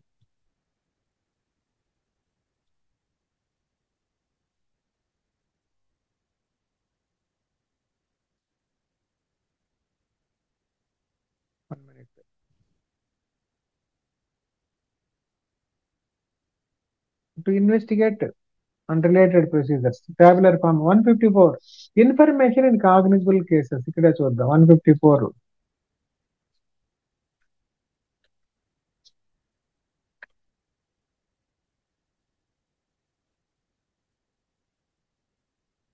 (154(1) అని కూడా రాస్తారు. ఇదే ఫస్ట్ ఇన్ఫర్మేషన్ అంటే ఫస్ట్ ఇన్ఫర్మేషన్ రిపోర్ట్ అంటే దీని కిందే వస్తుంది. Okay, every information relating to the commission of a cognizable offence if given orally, మనం నోటితో చెప్తే to an officer in charge of a police station shall be reduce to writing by him. వాళ్ళంతటి వాళ్లే రాసి మనతో సంతకం పెట్టించుకోవాలి.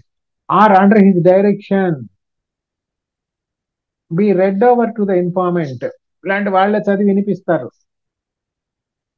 And every such information whether given in writing or reduce to writing as aforesaid.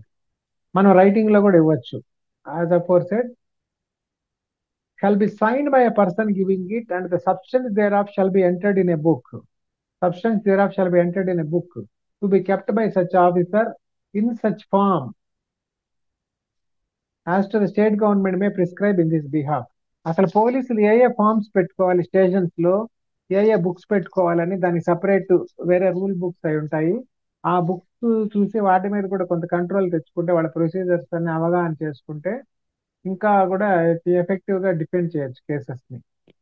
తర్వాత మనము ఒక కంప్లైంట్ ఇచ్చినప్పుడు వాళ్ళు మనం ఇచ్చినట్టు తీసుకోరు. ఇట్లా కాదు, ఇట్లా రాసుకురండి, అట్లా రాసుకురండి అని చెప్తారు. ఒకవేళ మనం ఏదైనా పొరపాటున సరిగా రాయకపోతే ఓకే, కానీ మనం ఇచ్చింది నీరు గార్చేటట్టు వాళ్ళు చెప్తారు. ఒక్కోసారి కొంతమంది జనము ఏదో ఒక కేసులో పోలీసులకు డబ్బులు ఇచ్చేనా అవతల పక్షం మీద ఎఫ్ఐఆర్లు కట్టించాలని చూస్తారు. కొన్నిసార్లు వాళ్ళు సక్సెస్ఫుల్ కూడా అవుతారు. కానీ ఆ డబ్బులు ఇచ్చి ఎఫ్ఐఆర్లు కట్టించుకునే వాళ్ళు తెలుసుకోవాల్సింది ఏంటంటే, ఎప్పుడైతే ఒకరి దగ్గర డబ్బులు తీసుకొని పోలీసులు ఎఫ్ఐఆర్ కట్టినప్పుడు అవతల వాళ్ళ దగ్గర కూడా బేరం కుదుర్చుకునే అవకాశం ఉంది. కేవలం వీళ్ళ దగ్గరే తీసుకొని అంత నిజాయితీగా చేస్తారని మనం ఊహిస్తామా? వాళ్ళు ఆల్రెడీ డబ్బులు తీసుకొని ఎఫ్ఐఆర్ కట్టిన వాళ్ళు. సో వీళ్ళ దగ్గర ఎంత దండితే వస్తే అంత పిండుకుంటారు. తర్వాత అవతల వాడు ఎంత ఇవ్వగలిగితే అంత వాడి దగ్గర తీసుకుంటారు. తర్వాత వచ్చిన కంప్లైంట్ ఇచ్చిన వాడు డబ్బులు ఇచ్చాడు కదా, వాడికి న్యాయం చేసినట్టు చూపించడానికి ఒక ఎఫ్ఐఆర్ కడతారు. తర్వాత అవతలాడు కూడా ఇచ్చాడు కదా, ఇప్పుడు వాడు మళ్ళీ ఎస్కేప్ అవ్వాలి కదా, వాళ్ళకి ఎఫ్ఐఆర్ కట్టినప్పుడేమో ఒక పెద్ద గేట్ వేసేసినట్టు చూపిస్తాడు. తర్వాత ఈ ఆపోజిట్ వాడు కూడా డబ్బులు ఇచ్చాడు కదా, ఇప్పుడు వాడి ఎస్కేప్ అవడానికి వాడికి ఒక చిన్న గేట్ తీసి పెడతాడు. అది వాడు తెచ్చుకొని వెళ్ళిపోతాడు. ఆ గేట్ వేయడం అనమాట. పెద్ద గేట్స్ లో చిన్న గేట్స్ ఉంటాయి చూసారు కదా, పెద్ద పెద్ద క్యాంపస్ లో. అట్లా అందువల్ల ఏదో డబ్బులు ఇచ్చేసి ఎఫ్ఐఆర్ కట్టించామని కొందరు అనుకుంటుంటే, ఆ డబ్బులు ఇచ్చి కట్టించిన ఎఫ్ఐఆర్లు జనరల్ గా నిలవవు. ఎందుకంటే అవతలాడు కూడా ఇచ్చేసి వాడు కూడా ఆ గేట్ ఓపెన్ చేసుకొని ఉంటాడు అవతలాడు. సో జెన్యూన్నెస్ ఉండాలి, మనం స్ట్రాంగ్ గా ఇచ్చిన కేసులు ఉండాలి, కంప్లైంట్ చేయించాలి. లేకుంటే ప్రైవేట్ కంప్లైంట్ అని వేసుకొని ముందుకెళ్ళాలి. కానీ పోలీసులకు డబ్బులు ఇచ్చి ఫైల్ చేసుకునే ఎఫ్ఐఆర్లు పెద్దగా నిలిచే అవకాశం లేదు. అందుకని కాన్విక్షన్ రేట్ లేదు. ఓకే, మన అడ్వకేట్స్ కూడా కొందరు ఎంకరేజ్ చేస్తుంటారు డబ్బులు ఇచ్చి ఎఫ్ఐఆర్లు కట్టించేద్దామని. దానికంటే కూడా ప్రైవేట్ కంప్లైంట్ వేసుకొని కట్టేయడం బెటర్. ఎందుకంటే డబ్బులు ఇచ్చి కట్టేయడం క్రైమ్ అవుతుంది. అందువల్ల దాంట్లో అడ్వకేట్ కూడా భాగస్వామి అయినట్టు ఆ క్రైమ్ లో. వేరే ప్రైవేట్ కంప్లైంట్ వేసి కడితే అది లీగల్ అవుతుంది. దాంట్లో ఒక ఇద్దరు అడ్వకేట్లు కూడా బతుకుతారు ప్రైవేట్ కంప్లైంట్ వేసినప్పుడు. So this is more better and this is legal. డబ్బులు ఇచ్చి ఎఫ్ఐఆర్ కట్టించడం ఇల్లీగల్.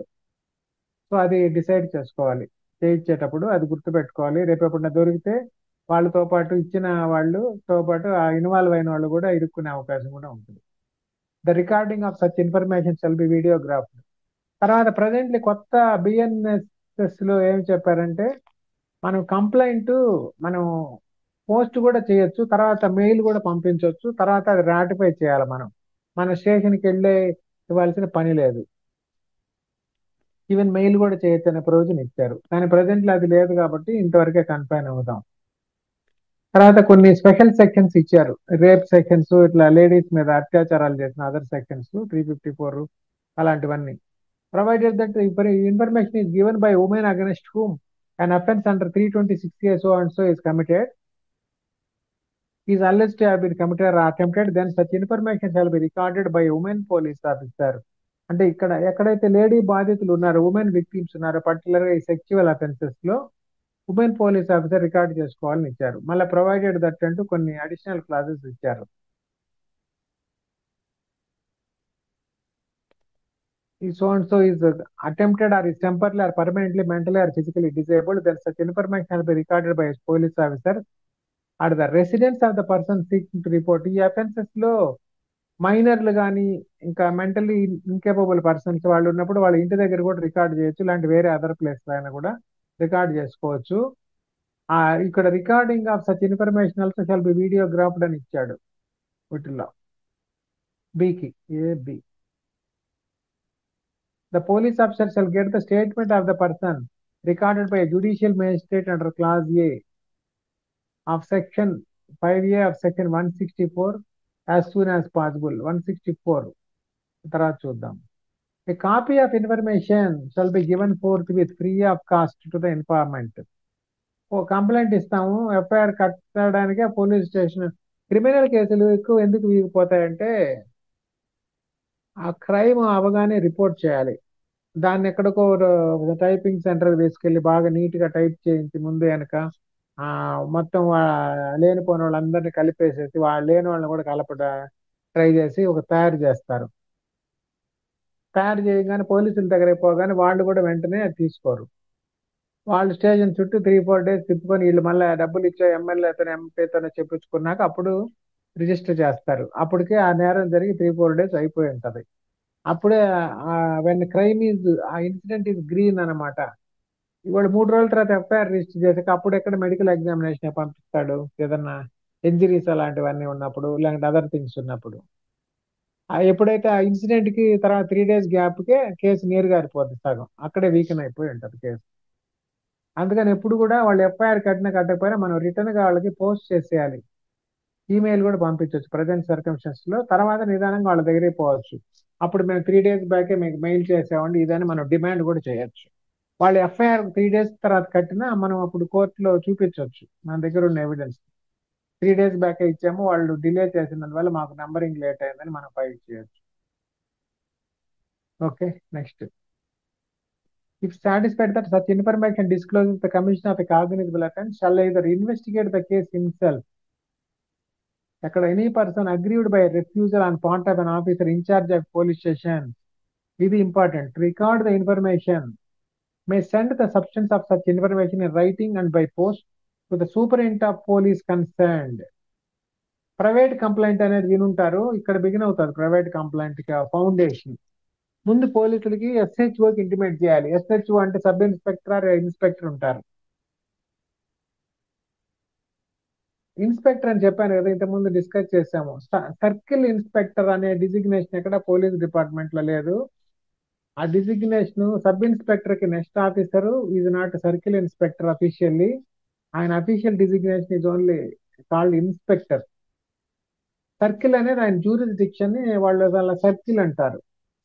ఓకే, ఇప్పుడు డిస్ట్రిక్ట్ కలెక్టర్ అన్నట్టు సర్కిల్ ఇన్స్పెక్టర్ అన్నట్టు అట్లా సర్కిల్. కానీ ఆయన డిజిగ్నేషన్ లో సర్కిల్ అనే పదం వాళ్ళు పెట్టలేదు, జస్ట్ ఇన్స్పెక్టర్ అనే అంటారు. ఇన్స్పెక్టర్ ఆఫ్ పోలీస్ అదే ఆయన డిజిగ్నేషన్. ఆయన కింద ఆయనకి sub inspector of police, deputy superintendent of police, అవి డిజిగ్నేషన్స్. సో ఆయన ఇన్స్పెక్టర్ కి లేకుంటే సబ్ ఇన్స్పెక్టర్ కి ఇస్తాం. వాళ్ళు ఉంటారు ఎస్హెచ్ఓల్ గా, వాళ్ళకి ముందు కంప్లైంట్ ఇవ్వాలి 154(1) ప్రకారం. వాళ్ళు 1 ప్రకారం యాక్ట్ చేయనప్పుడు 154(3) ప్రకారం ఎవరికి ఇవ్వాలి, సూపరింటెండెంట్ ఆఫ్ పోలీస్ ఇక్కడ ఉంది చూడండి. వాళ్ళు ఒక ఇన్ టైం అంటే 1 to 3 days, ఓకే, ఒక 3 days లోపల కూడా రియాక్ట్ అవ్వలేదు అనుకోండి, we can complaint to superintendent of police. Who, if satisfied that such information discloses the commission of a cognizable offense, shall either investigate the case himself. ఆయన investigate చేయొచ్చు. General గా వాళ్ళు ఏమి అలా ఏం చేయరు, వాళ్ళ పోలీసులను డైరెక్ట్ చేస్తారు చేయమని, ఇలాంటి అసలు పట్టించుకోరు. Or direct and investigation to be made by any police officer subordinate to him, ఇలాంటి వేరే పోలీస్ ఆఫీసర్ కూడా ఇవ్వచ్చు. In the manner provided by this code and such officer shall have all the powers of an officer in charge of the police station in related to that offence. Once SP has assigned ఆ case చూడమని వేరే ఆఫీసర్కి ఇస్తే ఆయనకి కూడా అదే ఎస్హెచ్ఓకున్న powers ఉంటాయి. అప్పుడు 154(3) కింద కూడా సూపరింటెండెంట్ ఆఫ్ పోలీస్ ఆయన చేయనప్పుడు అప్పుడు 200 కింద ప్రైవేట్ కంప్లైంట్ మ్యాజిస్ట్రేట్ దగ్గరికి వెళ్ళొచ్చు. అది 200 వచ్చినప్పుడు చూద్దాం. సో ఇన్ని సెక్షన్స్ యాడ్ అవుతాయి అనమాట ప్రైవేట్ కంప్లైంట్ లో. యాక్చువల్ గా రేపే ఒకటి ప్రైవేట్ కంప్లైంట్ ఒకటి చేయబోతున్నాము. ఇంట్రెస్ట్ ఉన్న వాళ్ళు కాల్ చేస్తే వాళ్ళకి ఆ డ్రాఫ్ట్ అది షేర్ చేస్తాం. Okay sir. 155. Okay, 155. Information as to non-cognizable cases and investigation of such cases. Non cognisable cases లో ఇన్ఫర్మేషన్, కాగ్నిజబుల్ ఇందాక అయిపోయింది కదా, ఇప్పుడు నాన్ కాగ్నిజబుల్ అంటే ఇక్కడ ఉంది. when information is given to an officer in charge of police station of the commission within the limits of such station of a non-cognizable offense, he shall enter or cause to be entered the substance of the information in a book. The substance of information in a book ఆయన book లో రాసుకోవాలి. To be kept by such officer in such form as the forms అన్ని FIR అనే form ఉంది కదా, first information report అనేది మన act లో లేదు. అది స్టేట్ గవర్నమెంట్ వాళ్ళ రూల్స్ లో ఉందన్నమాట. As the state government may prescribe in this behalf and refer the informant to the magistrate. అప్పుడు ఆయన ఆ బుక్ లో రాసుకొని అది కోర్టుకి ఇంటిమేట్ చేయాలి. ఇట్లా ఇది చిన్న నాన్ కాగ్నిజబుల్ అఫెన్స్ అయింది, వాళ్ళు ఎవరో ఈయన తిట్టారంట, సో దీనికి ఏమి చేయాలన్నట్టు దానికి కన్సర్న్ ఫామ్ లో వాళ్ళు సబ్మిట్ చేస్తారు. No police officer shall investigate non cognizable case. No police shall investigate non cognizable case without the order of a magistrate. Magistrate order ఇవ్వాలి నాన్ కాగ్నిజబుల్ కేసులో. కాగ్నిజబుల్ కేసులో he can investigate on his own SHO. But non cognizable చిన్న చిన్న నేరాలు ఉన్నాయనుకోండి, judge order ఇవ్వాలి. Having power to try such case or commit the case for trial and magistrate order ఇవ్వాలి. Okay, next 1 minute.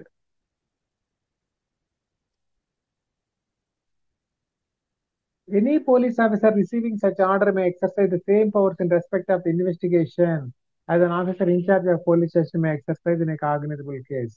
ఒకసారి magistrate order ఇస్తే ఇంకా అది నార్మల్ అయిపోయింది. కాగ్నిజబుల్ కేసుని ఎలా ఇన్వెస్టిగేట్ చేస్తాడు అదే రకంగా నాన్ కాగ్నిజబుల్ కూడా ఇన్వెస్టిగేట్ చేయొచ్చు. 4. Where a case relates to 2 or more offences of which at least one is cognizable, the case shall be deemed to be a cognizable one, notwithstanding that the other offences are non-cognizable. ఇప్పుడు multiple offences ఉన్నాయి, 3 offences ఉన్నాయి, ఒకటేమో cognisable, 2 non cognisable. అప్పుడు అవి 3 కలిపి ఒకటే FIR లో ఉన్నాయి. అప్పుడు అది కాగ్నిజబుల్ అఫెన్స్ అవుతుందా నాన్ కాగ్నిజబుల్ అవుతుందా?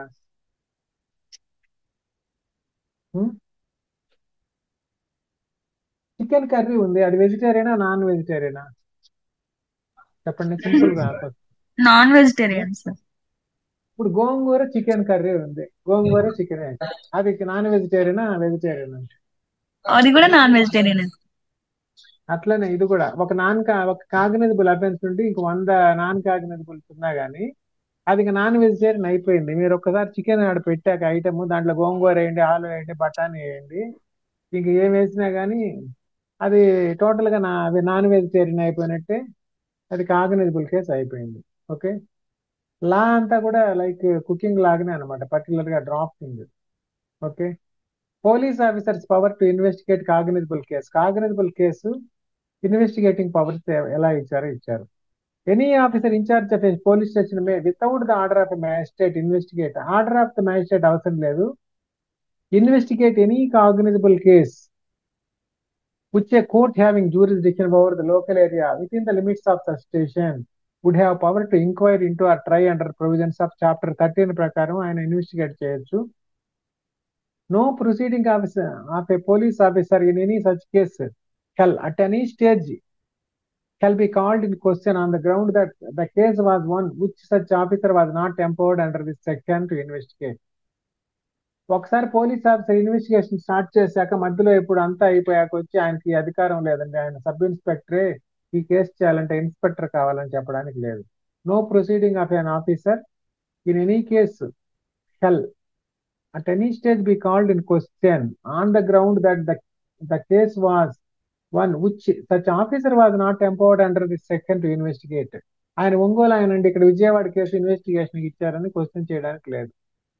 అసలు చేయడానికి లేదా అంటే ఉండొచ్చు, హైకోర్టుకి వెళ్ళి చూపించచ్చు, రీజనబుల్ గ్రౌండ్స్ ఉంటాయి అక్కడ ఏదైనా బయాస్ అలాంటివి ఉంటే. Any magistrate empowered under 190 May order such an investigation as above mentioned. 190 చాలా ఇంపార్టెంట్ జడ్జెస్ కి. 190 వెళ్ళినప్పుడు చూద్దాం. కాగ్నిజెన్స్ ఆఫ్ అఫెన్స్ వస్తుంది, స్టేట్ అమెండ్మెంట్స్ అవి. 158 రిపోర్ట్ హౌస్ సబ్మిటెడ్. 158 రిపోర్ట్ అంటే ఏంటి ఇక్కడ? 158 లో రిపోర్ట్ అంటేనే పోలీస్ రిపోర్ట్. పోలీస్ రిపోర్ట్ అంటే ఛార్జ్ షీట్ అనమాట. Every report sent a magistrate under 177 shall if the state government so directs be submitted through such superior officer of police as the state government by general or special order appoint in that behalf. ఇప్పుడు sub inspector SHO ఆయన మొత్తం investigate చేశాడు, ఆయన కోర్టుకి ఇచ్చాడు, మధ్యలో ఇంకో DSP అనే ఒక ఆయన ఉన్నాడు కదా, ఎస్పీలు కూడా ఉన్నారు ఒక్కోసారి. సో ఆయా నేరాలకు సంబంధించి స్టేట్ గవర్నమెంట్ ఎలా డిసైడ్ చేస్తుందో, పెద్ద పెద్ద మర్డరు, రేపు అలాంటివి ఉన్నప్పుడు డిఎస్పీ ద్వారా పంపించండి అని ఆర్డర్ ఉందనుకోండి, ఆయన డిఎస్పీ ద్వారా మాత్రమే ఆ కోర్టుకి ఆ ఛార్జ్ షీట్ పంపించాలి. అప్పుడు డిఎస్పీ కూడా ఎగ్జామిన్ చేస్తాడు కదా, అట్లా అనమాట. అట్లనే కొన్ని పెద్ద వేరే కొన్ని ఇంకా పెద్ద పెద్ద నేరాలు ఉన్నాయి, ఇంటర్ డిస్ట్రిక్ట్, ఇంటర్ స్టేట్ ఉన్నాయి. దాంట్లో కలెక్టరే పంపించాలా, లేకుంటే ఎస్పీ పంపించాలన్నా అనుకోండి, ఎస్పీ పంపిస్తారు. ఓకే. కొన్ని కేసుల్లో సిట్స్ అని పెడతారు, స్పెషల్ ఇన్వెస్టిగేషన్ టీమ్స్. ఓకే. ఆ సిట్ పెట్టినప్పుడు ఇంకా ఆ సిట్ వాళ్ళే సబ్మిట్ చేస్తారు. అది మల్టిపుల్ స్టేట్స్ లో ఆ జ్యూరిస్డిక్షన్ జరిగినా కానీ వీళ్ళే ఎఫ్ఐఆర్ కడతారు. అప్పుడు రాజీవ్ గాంధీ అసాసినేషన్ కేసులో సిట్ అయింది. అట్లా కొన్ని స్కామ్స్ లో కూడా సిట్స్ పెడతారు. ఎందుకంటే మల్టిపుల్ జ్యూరిస్డిక్షన్స్ ఉంటాయి కదా, ఇంకా సిట్టే ఫైల్ చేస్తారు అనమాట. Such superior officer may give such in, CID వాళ్ళు కూడా అలానే చేస్తారు. సిఐడికి ఇచ్చినప్పుడు మల్టిపుల్ డిస్ట్రిక్ట్స్ లో ఇన్సిడెంట్ అయినప్పుడు కూడా సిఐడి వాళ్ళే ఫైల్ చేస్తారు అది. Superior officer may give such instructions to the officer in charge of the PS after recording such instructions on such report. ఆ మధ్యలో డిఎస్పీ ఏదైనా చూడాలంటే ఆయన కూడా ఇన్స్ట్రక్షన్స్ ఇవ్వచ్చు. అది దాంట్లో ఇచ్చారు 158. 159 power to hold investigation or preliminary enquiry. Preliminary enquiry ఇప్పుడు magistrate on receiving such report may direct and investigation. Magistrate కి ఆయన ఆల్రెడీ ఛార్జ్ షీట్ ఇచ్చాడు, ఆయన మళ్ళీ ఇన్వెస్టిగేషన్ అడగొచ్చు. As he thinks with at once proceed అంటే ఇంకా ముందుకు వెళ్ళొచ్చు. Or depute any magistrate subordinate him to proceed, లేకుంటే కింద ఉన్న ఇంకొక సబార్డినేట్ మ్యాజిస్ట్రేట్ కి ఇచ్చి ఈ కేసు మీరు డీల్ చేయండి అని చెప్పొచ్చు. టు హోల్డ్ ప్రిలిమినరీ ఎంక్వైరీ చేయమని అడగొచ్చు. Or otherwise to dispose of the case in the manner provide in this code. ఒక మ్యాజిస్ట్రేట్ దాని మీద ఇన్వెస్టిగేషన్ చేయమనొచ్చు, అలాంటి ఆయనే ముందుకెళ్ళొచ్చు, ఇలాంటి సబార్డినేట్ జ్యుడిషియల్ ఆఫీసర్ ని ఇన్వెస్టిగేట్ చేయమని అడగొచ్చు. 160 police officers power to require attendance of witnesses. విట్నెస్ని 160 కింద పోలీసులు పిలుస్తారు. Any police officer making an investigation under this chapter may by order in writing, writing లో పిలవాలి, by order in writing, require the attendance before himself of any person being with in the limits of his own or any adjoining station. Hello,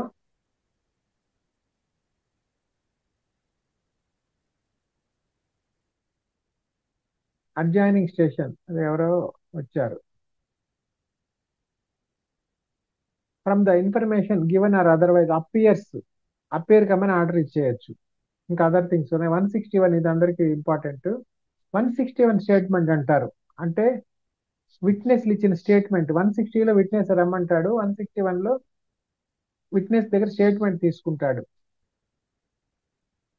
ఒక victim ఉంటారు కదా, victim దగ్గర statement తీసుకుంటారు. అది ఏ second కింద తీసుకుంటారు?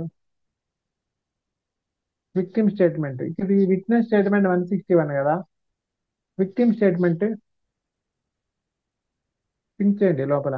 Any police officer making an investigation prescribe acting on the requisition of such officer may examine orally any person supposed to be acquainted with the facts and circumstances of the case. A person అయినా oral గా examination చేయొచ్చు. such person shall be bound to answer truly all questions relating to such case put to him by such officer, other than questions the answer to which would have a tendency to expose him a criminal charge or to a penalty or for teacher. అన్ని questions కి answer చెప్పాలంటే అన్ని questions కి అవసరం లేదు. ఇప్పుడు వీడే నేరంలో ఇరుక్కునేటట్టున్నాడు, అప్పుడు వాడు చెప్పాల్సిన పని లేదు, నేను చెప్పనని చెప్పొచ్చు, ఐ కెనాట్ ఆన్సర్ అని సెల్ఫ్ ఇంక్రిమినేషన్ అవుతున్నట్టు. ఇలాంటి వాళ్ళకి ఆయన పెనాల్టీ అవ్వచ్చు, అలాంటి అతను ఆస్తే పోవచ్చు. ఓకే, ఇది ఎక్కడ కొన్నావు ఈ బైక్ అంటాడు, నాకు ఎవడో కొట్టుకొచ్చి అమ్మేసాడు అన్నాడు అనుకోండి, వీడికి బైక్ పోతుంది, ప్లస్ వీళ్ళకి క్రిమినల్ కేసు కూడా అవుతుంది. ఎగ్జాంపుల్ కేసు అనమాట. అది పోలీసులు ఇన్వెస్టిగేట్ చేసి ప్రూవ్ చేయాలి అది ఎలా వచ్చిందో వీళ్ళకి. 3. The police officer may reduce into writing any statement made to him in the course of an examination under this section, and if he does so he shall make a separate and true record of the statement of each such person. అందరూ కలిపి 10 మంది ఉంటే గంపు కొత్తగా ఒకటే దాంట్లో రాసేయచ్చు. సుబ్బారావు ఇట్ట అన్నాడు అని ఒక పేర, అప్పారావు ఇట్ట అన్నాడు అని ఒక పేర. ఎవ్రీ పర్సన్ కి సెపరేట్ స్టేట్మెంట్ చేయాలి. ఓకే, అప్పుడు వీళ్ళు ఏం చేస్తారంటే అందరి కాపీ పేస్ట్ కొట్టేసి ఎక్కడో ఒక దగ్గర కొంచెం ఒక లైన్ మారుస్తారు. ఫస్ట్ లో స్టార్టింగ్ లో ఎండింగ్ లో మార్చేసి మధ్యలో అంతా సేమ్ కాపీ పేస్ట్ కొడతారనమాట. Who statement records provided that the statements made under this section may also be recorded by audio video electronic means. వాళ్ళు ఏదో ఫారిన్ కంట్రీలో ఉన్నారు, అప్పుడు ఆడియో వీడియోలో కూడా రికార్డ్ చేయొచ్చు. Okay, 162 statements to police not to be signed. ఆ statement సంతకం పెట్టాలంటే చేయాల్సిన పని లేదు, కానీ మన వాళ్ళు సంతకాలు పెట్టించుకుంటా ఉంటారు, వాటిల్లో బ్లాంక్ వాటిల్లో కూడా పెట్టించుకుంటా ఉంటారు. Use of statements in evidence, అది ఎవిడెన్స్ కి ఎలా పనికి వస్తాయి. No statement made by any person to a police officer in the course of an investigation shall, if reduced to writing, be signed by a person making it. Witness సంతకం చేయాల్సిన పని లేదు. Nor shall any such statement or any record thereof, whether in a police diary or otherwise. Police డైరీలో కూడా సంతకం పెట్టాల్సిన పని లేదు. Or any part of such statement or record to be used for any purpose, save as herein after provided. అంటే save as అంటే except as herein after provided at any inquiry trial in respect of any offense under investigation at the time when such statement was made. అది ఎప్పుడు చెప్పాలని ఇచ్చారు. Provided that when any witness is called for the prosecution in such inquiry, witness ని పిలిచినప్పుడు, if duly proved may be used by the accused. అప్పుడు provided that when any witness is called for the prosecution in such inquiry or trial whose statement has been recorded into writing as aforesaid, any part of his statement ఏదైనా prove అయింది అనుకోండి, may be used by the accused and with the permission of the court by the prosecution to contradict such witness in the manner provided by section 145. ఇప్పుడు ఒక accident అయింది, ఆ accident కేసులో వాళ్ళు ఏదో ఇచ్చారు, ఆ ఇంజూర్ అయ్యారు ఆ పర్సన్ విక్టిమ్. వాళ్ళు ఏం చెప్పారు, ఆయన ఆ బైక్ లో వచ్చి గుద్దాడు అన్నాడు. అంతకుముందు అది రికార్డ్ అయిపోయిందిగా, బైక్ లో వచ్చి గుద్దాడు రాసుకున్నాడు. తర్వాత అక్కడ సీసీ కెమెరాలన్నీ చూశారు, ఆయన బైక్ లో లేదా ఆయన స్కూటర్ లో పోతున్నాడు, అది బైక్ కాదు. అంతకుముందు ఒక 1 కిలోమీటర్ ముందు సీసీ కెమెరాలో ఆయన స్కూటర్ లో పోతున్నాడు, 1 కిలోమీటర్ తర్వాత కూడా పోతున్నాడు. మన దగ్గర దొరికింది అనుకోండి, నేను స్కూటర్ లో పోయాను, బైక్ లో పోలేదు, ఆ బైక్ మీద గుద్దింది నేను కాదు, ఎవరు గుద్దారు, మీరు నన్ను పొరపాటు పడి నా పేరు రాసుకున్నారని మనం కాంట్రడిక్ట్ చేస్తాం. అట్లా కాంట్రడిక్షన్ మాత్రమే ఆ స్టేట్మెంట్స్ వాడుకుంటాం, కానీ ప్రూవ్ చేయడానికి కాదు. అది basic difference. Contradiction of 161 statements మాత్రమే వాడుకోవచ్చు, వాటికి అగనెస్ట్ గా ఏదైనా ప్లస్ గా వాటికి ఏమి వెయిటేజ్ లేదు. Nothing in this section shall be deemed to apply to any statement following with in the provisions of clause 1 of 132. మళ్ళీ 132 ఆఫ్ ఎవిడెన్స్ యాక్ట్ చదువుకోవాలి. ఎవిడెన్స్ యాక్ట్ లో సెక్షన్ 32 దేనికో తెలుసా మీకు?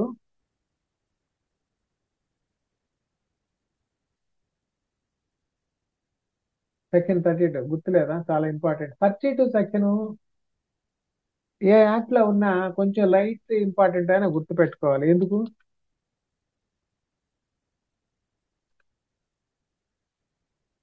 ఇప్పుడు ఆర్టికల్ 32 పాపులర్ కదా, సుప్రీం కోర్టుకి వెళ్ళడానికి పవర్స్ ఇచ్చారు ఫండమెంటల్ రైట్స్ లో. సో అటువంటి important article 21 right to life, అట్లాంటి నంబర్లు వచ్చిన సెక్షన్స్ వేరే వాటిల్లో వాటి ప్రొవిజన్ ఏంటి? ఐపీసీలో సెక్షన్ 21 ఏంటి? ఎవరికైనా గుర్తుందా?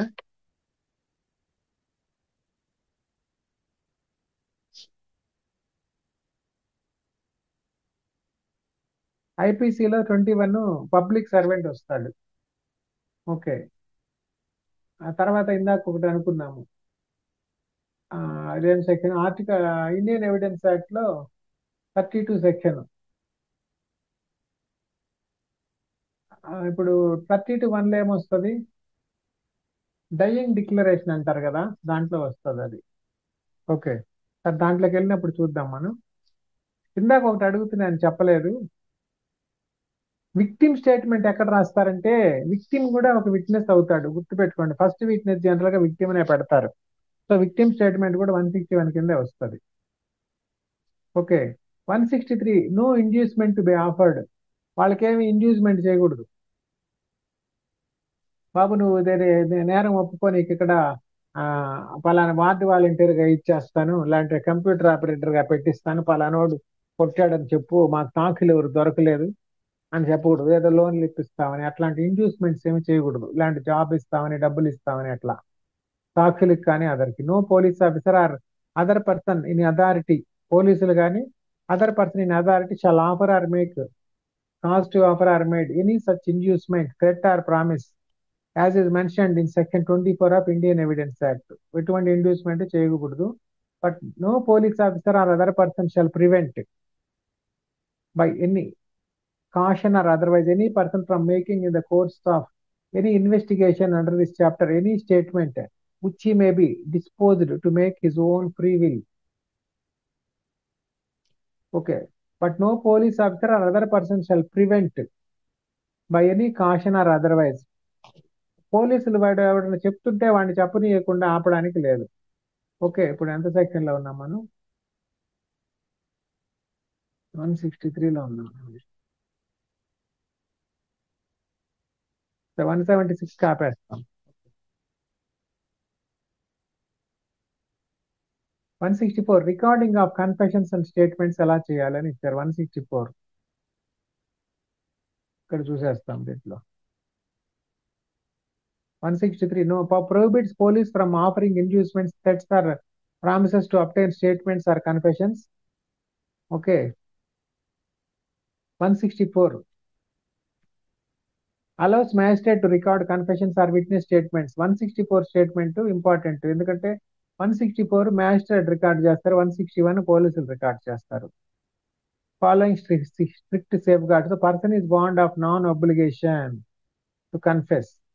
వాడు ఒప్పుకోవాల్సిన పని ఏం లేదు, ఇంకా మ్యాజిస్ట్రేట్ రికార్డ్ చేసుకుంటే ఇంకా అది ఆయన ముందు చెప్పినట్టే లెక్క. 164 recording of confessions and statements అది.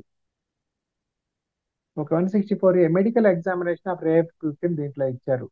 దీంట్లో 24 hours లోపల ఆ రేప్ విక్టిమ్ ని రిజిస్టర్డ్ మెడికల్ ప్రాక్టీషనర్ తో చేయించాలి. To document injuries, age, evidence, example DNA etcetera. 165 search by police officer తో searching. Permits a police officer to search a place during investigation without a warrant if they believe evidence cannot be obtained otherwise. Without warrant 165 లో power ఉంది. Okay. 166 when officer in charge of police station may require another to issue search warrant, allows an officer to request a search warrant from another jurisdiction officer if the place to be searched is outside their station limits. ఉన్నప్పుడు వేరే దగ్గర search warrant తెచ్చుకోవచ్చు. 166A letter of request to competent authority enables a court to issue a letter of request to a foreign authority request ఇవ్వడం. 166B letter of request from a country or place outside India to a court or an authority for investigation in India, allows Indian courts authorities to act on a foreign courts country's request for investigation or evidence collection in India subject to CRPC provisions. ఆమె America వాళ్ళు అడిగారండి, అందుకని నేను ఎన్ని చేసేసాను, వాడికి తన్ని information లాగి ఇచ్చానండి అనడానికి లేదు. సిఆర్పిసి ప్రొసీజర్ ప్రకారమే ఫాలో అయ్యి వాళ్ళు అడిగిన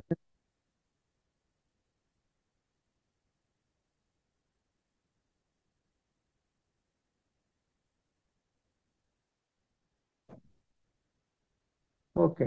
ఆడియో క్లియర్ గానే ఉంది కదా?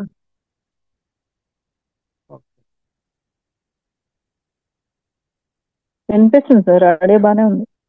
ఓకే. వన్ ప్రొసీజర్ అది ఇందాక ఒక కాల్ వచ్చింది. One procedure when investigation cannot be completed in 24 hours ఇక్కడ ఇచ్చారు. ఇక్కడ ఒక స్టాట్యుటరీ బెయిల్ వస్తుంది 167 లో. Investigation cannot be completed with in 24 hours. General గా 24 hours లో ఏ ఇన్వెస్టిగేషన్ అవ్వదు. ఏదన్నా చిన్న చిన్న నేరాలు అవి కూడా రెడీమేడ్ గా సీసీ కెమెరాలు ఉంటాయి. 24 hours లో ఏమీ కాదు. Okay. A magistrate may authorise, so theoretical గా అది 24 లిమిట్. Magistrate may authorise detention of the accused in police or judicial custody for up to 15 days or longer for serious offences up to 90 days for offences punishable by death or life imprisonment or 60 days for others. Judicial custody 15 days కి authorise చేయొచ్చు. ఇంతకుముందు ఆ first 15 days judicial custody, police custody ఉండేది. ఇప్పుడు ఆ 15 days ఎప్పుడైనా ఉండొచ్చు, ఆ 90 days ఆర్ 60 days లో. సో కొన్ని అఫెన్సెస్, సివియర్ అఫెన్సెస్ లో 90 days లోపల వాళ్ళు ఛార్జ్ షీట్ ఫైల్ చేయకపోతే బెయిల్ ఇవ్వాలి. అదర్ అఫెన్సెస్ లో 60 days లో చేయకపోతే బెయిల్ ఇవ్వాలి. అది ఇలా ఇచ్చారు. Bail provisions apply if investigation exceeds these limits, అది ఇచ్చారు. Report of investigation by subordinate police officer, కింద స్థాయి అధికారి చేశారు. అప్పుడేంటి, require subordinate police officer conducting an investigation to report findings to the officer in charge. Officer in charge SHO ఉంటాడు, SI కూడా investigate చేస్తాడు. తర్వాత అయ్యి ఫార్వర్డ్ చేస్తాడు మ్యాజిస్ట్రేట్ కి SHO, ensuring centralised reporting and oversight. Release of accused when evidence deficient, వాడిని పోయి ఏదో అరెస్ట్ చేస్తారు అని వాళ్ళ దగ్గర ప్రైమా ఫేసి ఏమి దొరకలేదు, ఇంకా డీటెయిల్డ్ గా పోయే సంగతి తర్వాత. Allows the officer in charge to release an accused person if evidence is insufficient. అప్పుడు ఇంకా వీళ్ళు పోలీసులు ఏదో ఎవరో చెప్పారు, వీడే పొడిచాడని చెప్పారు, సడన్ గా దొరికాడు, అరెస్ట్ చేసి పడేశాడు. చూస్తే వాడు పొడవలేదు, పొడిచినోడు వెళ్ళిపోయాడని తర్వాత ఎక్కడో తెలుస్తుంది, ఇలాంటి వీడు కాదని తెలుస్తుంది. వీడు ఏదో హెల్ప్ చేయబోయాడు, మెడికల్ ఎయిడ్, అప్పుడు చచ్చిపోయాడు. సినిమాల్లో చూస్తుంటాం కదా, హెల్ప్ చేయబోయిన వాడి మీద కేసులు పెట్టి ఇరికిస్తుంటారు కొన్నిసార్లు. With a bond to appear if required, అప్పుడు అతనికి ఒక బాండ్ ఇచ్చి, బాబు నువ్వు పిలిచినప్పుడు రావాలి అని ఒక బాండ్ కూడా ఎగ్జిక్యూట్ చేసి వదిలేస్తారు. Subject to magistrate directions preventing unnecessary detention. Magistrate directions తీసుకొని పంపించేస్తారు, just like station bail. 170 cases to be sent to magistrate when evidence is sufficient. Evidence బాగా దొరికింది, అప్పుడు మ్యాజిస్ట్రేట్ కి పంపుతారు. Mandate that if evidence is sufficient, officer in charge sends the accused to magistrate with all relevant documents and evidence, అన్నిటితో పంపించాలి. Enduring the case proceeds trial. Okay, అసలు arrest ఎందుకు చేస్తున్నారు పోలీసులు, what is the purpose of arrest అని discuss చేసాం. For collection of evidence, main గా ఇతను ఇన్వెస్టిగేషన్ కి అడ్డం పడకుండా. ఇన్వెస్టిగేషన్ అయిపోయినాక ఇంకా అతను అరెస్ట్ చేయాల్సిన పని లేదు, అతను కోర్టు వాయిదాలకు అటెండ్ అవుతుంటాడు, ప్రూవ్ అయితే జైలుకి వెళ్తాడు, ఇలాంటి అదర్ పనిష్మెంట్ ఫేస్ చేస్తాడు, లేకుంటే లేదు, జైల్లో పెట్టాల్సిన పని లేదు. Okay, next complaints. అండ్ కానీ మన దగ్గర ఏంటంటే ట్రయల్ నడుస్తున్నప్పుడే జైల్లో పెట్టేసి తర్వాత వాడికి ఎట్ట పనిష్మెంట్ పడతా, వీళ్ళు ఇచ్చిన ఎవిడెన్స్ ప్రూవ్ చేయలేరు, సో వాడిని ఇప్పుడే ఒక 3 నెలలను జైల్లో పెడితే ఇక కుదురుతుంది, తర్వాత విడుదలైపోయినా పర్వాలేదని అట్లా పెడుతుంటారనమాట. మన సిస్టమే అలా తయారైంది టోటల్ గా, ఎందుకంటే అక్కడ ప్రూవ్ చేయలేకపోతున్నారు కాబట్టి, మల్టిపుల్ రీజన్స్ తో. 71 complainant and witness not to be required to accompany police officer and not to be subject to restraint. ఆమె పోలీసులు ఉన్నారు, మీకు వాయిదా ఉందండి, స్టేషన్కి రండి, నుంచి పోదామని పిలవడానికి లేదు. కంప్లైనెంట్ పిలవాల్సిన పని లేదు, విట్నెస్లు కూడా పిలవాల్సిన పని లేదు.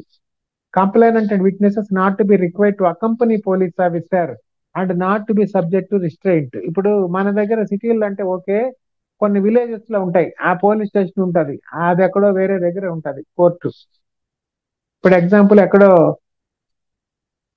సమ్వేర్ ఇంటీరియర్ మాచర్లలో ఎక్కడో ఇన్సిడెంట్ జరుగుతుంది, గుంటూరులో కోర్టు ఉంటది, అప్పుడు వాళ్ళు అక్కడి నుంచి ఇక్కడికి రావాలి. ఏమంటే మీరు కంప్లైంట్ ఇచ్చారు కదండి విక్టిమ్ గారు, పలానా తేదీ వాయిదా వేశారు నెక్స్ట్ వీక్, సరే రాండి కార్ తీసుకొని మమ్మల్ని తీసుకెళ్తారని పిలవడానికి లేదు, వీళ్ళంతటి వీళ్ళు వెళ్ళాలి, ఎవరి పాటికి వాళ్ళు వెళ్ళాలి. Prohibits requiring complaints for witnesses to accompany police or to be restrained except as witnesses under section 160. Diary of proceedings in investigation 172 police diary అంటారు. ఆయన ఇన్వెస్టిగేషన్ లో ఎప్పుడు రాసుకోవాలి, ఎందుకంటే ఎన్నో కేసులు వాళ్ళు చూస్తుంటారు డైలీ. ఒక్కోసారి ప్రాక్టికల్ గా ఏంటంటే నేను కూడా గవర్నమెంట్ లో ఉన్నప్పుడు చూసాము, మల్టిపుల్ ప్లేసెస్ కి, మల్టిపుల్ బిల్డింగ్స్ కి, మల్టిపుల్ అప్పుడు అవి కలగపులగం అయిపోతుంటాయి, వీళ్ళ ప్రాబ్లమ్స్ వాళ్ళవి, వాళ్ళ ప్రాబ్లమ్స్ వీళ్ళవి. నేను ఎగ్జాంపుల్ నవోదయ సమితిలో పనిచేశాను, ఒక ట్రిప్ లో ఒక 3-4 స్కూల్స్ అలా చూస్తాం అనమాట.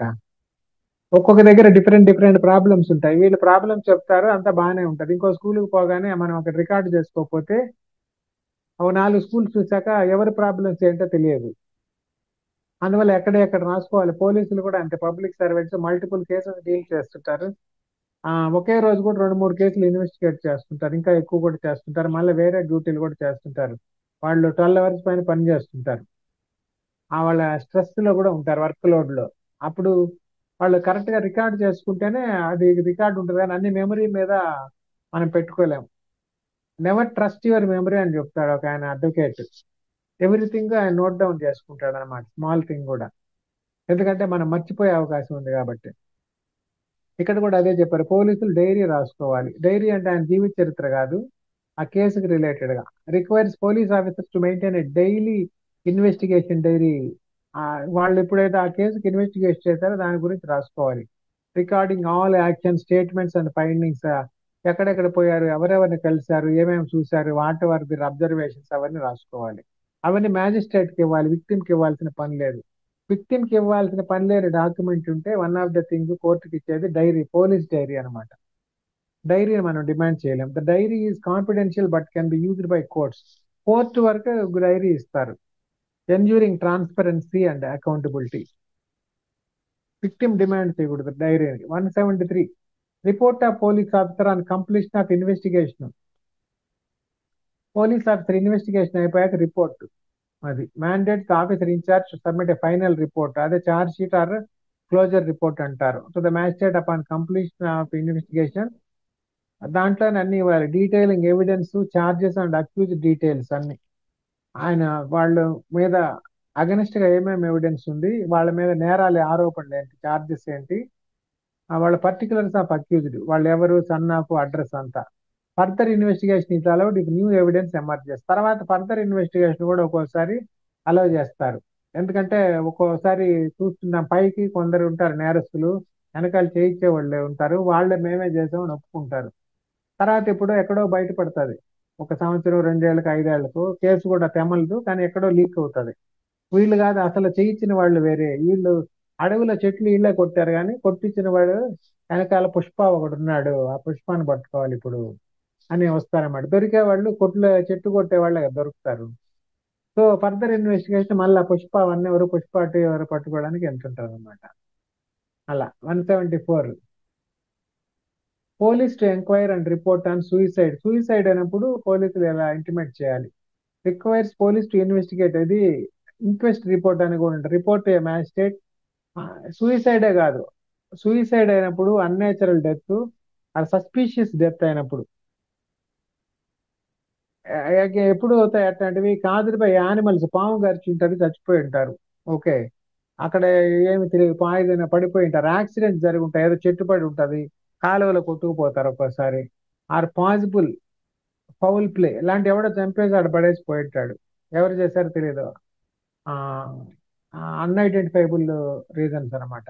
ఇంక్వెస్ట్ ఆర్ కండక్టెడ్, దాన్ని ఇంక్వెస్ట్ అంటారు. Or conducted and bodies may be sent for post mortem ensuring thorough enquiry into unnatural death, దాని మీద ఎంక్వైరీ చేస్తారు. ఇంక్వెస్ట్ రిపోర్ట్ లో కీ రోల్ ఎవరైతే మ్యాజిస్ట్రేట్ ఉంటాడు, ఆయన పర్మిషన్ ఇస్తాడు. ఎక్స్హ్యూమేషన్ అంటే మీకు తెలుసా? ఎక్స్హ్యూమేషన్ విన్నారా పేరు? ఎక్స్హ్యూమేషన్ అంటే ఒక పర్సన్ చనిపోయాక వాళ్ళని క్రిమేట్ చేసేస్తారు, మళ్ళీ ఒక్కోసారి కోర్టులు ఆర్డర్ ఇస్తుంటాయి, ఆ బాడీని తవ్వి కూడా బయటకు తీస్తారు సమాధిలోంచి, అదే ఎక్స్హ్యూమేషన్ అవుతుంది. ఇలాంటి తవ్వి పూడ్చిపెట్టేస్తుంటారు వాడే చంపేసి, అవి కూడా. రెండిటికి బేసిక్ డిఫరెన్స్ ఉంది. ఫస్ట్ దాంట్లో వాళ్ళే మర్డర్ చేసి తర్వాత డౌరీ డెత్లు చచ్చిపోయేటది పూర్తి చేస్తారు, క్రిమేట్ చేసేసి. అప్పుడు వాళ్ళు ఒక రైట్స్ ప్రకారం, వాళ్ళ ఆచారాల ప్రకారం అంతా పెర్ఫామ్ చేసి ఉంటారు అక్కడ. అక్కడ అది డిఫరెంట్. తర్వాత ఈ హత్య చేసిన వాడే చంపేసి వాడు పూర్తి చేసి వెళ్ళి ఉంటాడు, తర్వాత ఇప్పుడుకో తెలుస్తుంది. ఆ రెండు బేసిక్ డిఫరెన్స్ ఉంది. ఇక్కడ వాళ్ళ కర్మక్రతువులు ఏం జరగలేదు ఈ ఇన్సిడెంట్ లో, అందువల్ల ఇక్కడ ఎంఆర్ఓకి ఫుల్ పవర్స్ ఉన్నాయి, తహసీల్దార్కి. దాంట్లో కూడా ఒక్కోసారి కోర్టు ఆర్డర్ కూడా ఉంటుంది, ఎందుకంటే ఆల్రెడీ పూడ్చి పెట్టేశారు కదా, ఒకసారి ఫస్ట్ రౌండ్ అయిపోయింది, మళ్ళీ రీఎగ్జామిన్ చేయాలి అట్లా. Allows a police officer investigating an unnatural death under 174 to summon persons who can provide relevant information. 174 కింద రిలవెంట్ ఇన్ఫర్మేషన్ కి ఇంక్వెస్ట్ కి పిలుస్తారు. అక్కడ కూడా పంచనామా జరుగుతుంది 174 లో కూడా. ఓకే, ఒంగోలులో ఒక పెద్ద సిరీస్ ఆఫ్ జరిగాయి. మున్నా అనే కేసు విన్నారు ఒంగోలు వాళ్ళు ఎవరైనా? అది దాంట్లో 11 మందికి సుమారుగా అక్కడ ఒంగోలు జడ్జి గారు మరణశిక్ష విధిస్తారనమాట. వాళ్ళు చంపేసి అక్కడ పర్సన్స్ ని వదిలేశారని. తర్వాత హైకోర్టు కూడా అవి కొందరికి రాటిఫై చేసినట్టుంది, అట్లా కన్ఫర్మ్ చేసినట్టుంది. 176 enquiry by magistrate into cause of death. Cause of death లో మ్యాజిస్ట్రేట్ ఎంక్వైరీ. ఇక్కడ చెప్పాను కదా, ఎంఆర్ఓ మ్యాజిస్ట్రేట్ అంటే ఆయన వస్తాడు. To hold an enquiry into suspicious death, suicide or death in custody in addition to or instead of a police enquiry under 174 for deaths in custody or of women within 7 years of age. 7 years లోపల ladies చనిపోయినా కానీ, 7 years of marriage, sorry. Judicial or Metropolitan Magistrate must conduct the inquiry ensuring independent scrutiny. అవి okay. ఇక్కడ remarks ఇచ్చారు. Establish a robust framework for police investigation from recording FIRs to submit final reports with clear. Final reports అంటే police reports or investigation. FIR తో begin అవుతుంది police వరకు, final report or investigation తో end అయిపోద్ది. తర్వాత ఇంకా వాళ్ళు చేసేది ఏమి ఉండదు. ఓకే. ఏ మ్యాక్సిమం జనరల్ గా ఏమి ఉండదు. తర్వాత స్పెషల్ రీజన్స్ ఏదైనా ఉండి చేస్తే తప్పితే. అందుకే కొంతమంది చెప్తుంటారు, మేము ఇంకా ఇన్వెస్టిగేషన్ అయిపోయిందని ఇచ్చాక మేమేం చేయలేం, ఈ లోపల మాకు ఇచ్చేది ఏదైనా ఉంటే ఇప్పుడే ఇచ్చేయండి అని ఆ క్లోజింగ్ లోనే క్లోజ్ చేస్తుంటారు అనమాట. With clear procedures to ensure accountability and fairness. Clear procedure to ensure accountability and fairness. 154, 156 focus on initiating investigation for cognizable and non-cognizable offences, while 157 to 173 detail investigation processes, including evidence collection, witness examination, and reporting. Safeguards like prohibiting signed documents. 162 కింద sign చేయాల్సిన పని లేదు. సంతకం చేయమంటే witness ఎవరు చేస్తారు? ఎవరు చేయరు. వాడు విట్నెస్ కూడా రాడు, అందుకని మాట్లాడి పంపించేస్తారు. Banning inducements. 163లో బ్యానింగ్ ఇండ్యూస్మెంట్స్ ఉంది. ఎన్జ్యూరింగ్ వాలంటరీ కన్ఫెషన్స్ 164లో ఉంది. మ్యాజిస్ట్రేట్ ముందు కన్ఫెస్ చేయడం. Protect against coercion. Special provisions for sensitive cases such as rape victims 164 examination. Custodial deaths 176. Reflect chapters emphasis on human rights. International cooperation 166, 166B. State amendments కొంచెం ఏదో ఉన్నాయి అలాగా. ఇందాక చెప్పాను కదా ఎక్స్హ్యూమేషన్ కి అంటే ఏంటో చదవండి. ఎక్స్హ్యూమేషన్ కి ఆర్డర్ ఇచ్చే వాళ్ళ పవర్స్ ఏంటో చూడండి. అది ఇంతటితో క్లోజ్ చేసేస్తాను స్క్రీన్ వరకు. ఓకే. ఇంకేమైనా డౌట్స్ ఉన్నాయా ఎవరికన్నా? ఎక్స్హ్యూమేషన్ అనే పదం రాసుకొని డిస్కస్ చేయండి. దాంట్లో తహసీల్దార్ పవర్స్ ఏంటి, వాళ్ళు ఏం చేస్తారు అని. That is lawful digging out or removal of a buried human body from it's grave, typically for medical, legal are investigative purposes. ఆ గ్రేవ్ నుంచి తీస్తేనే అనమాట. నార్మల్ గా గ్రేవ్ అంటే వాళ్ళు ఒక సిస్టమేటిక్ గా వాళ్ళ మతాచార ప్రకారం చేస్తేనే వస్తారు. ఓకే. ఓకే అండి, క్లోజ్ చేసేస్తాను ఇప్పుడు, ఎండ్ చేసేస్తున్నాను. బాయ్.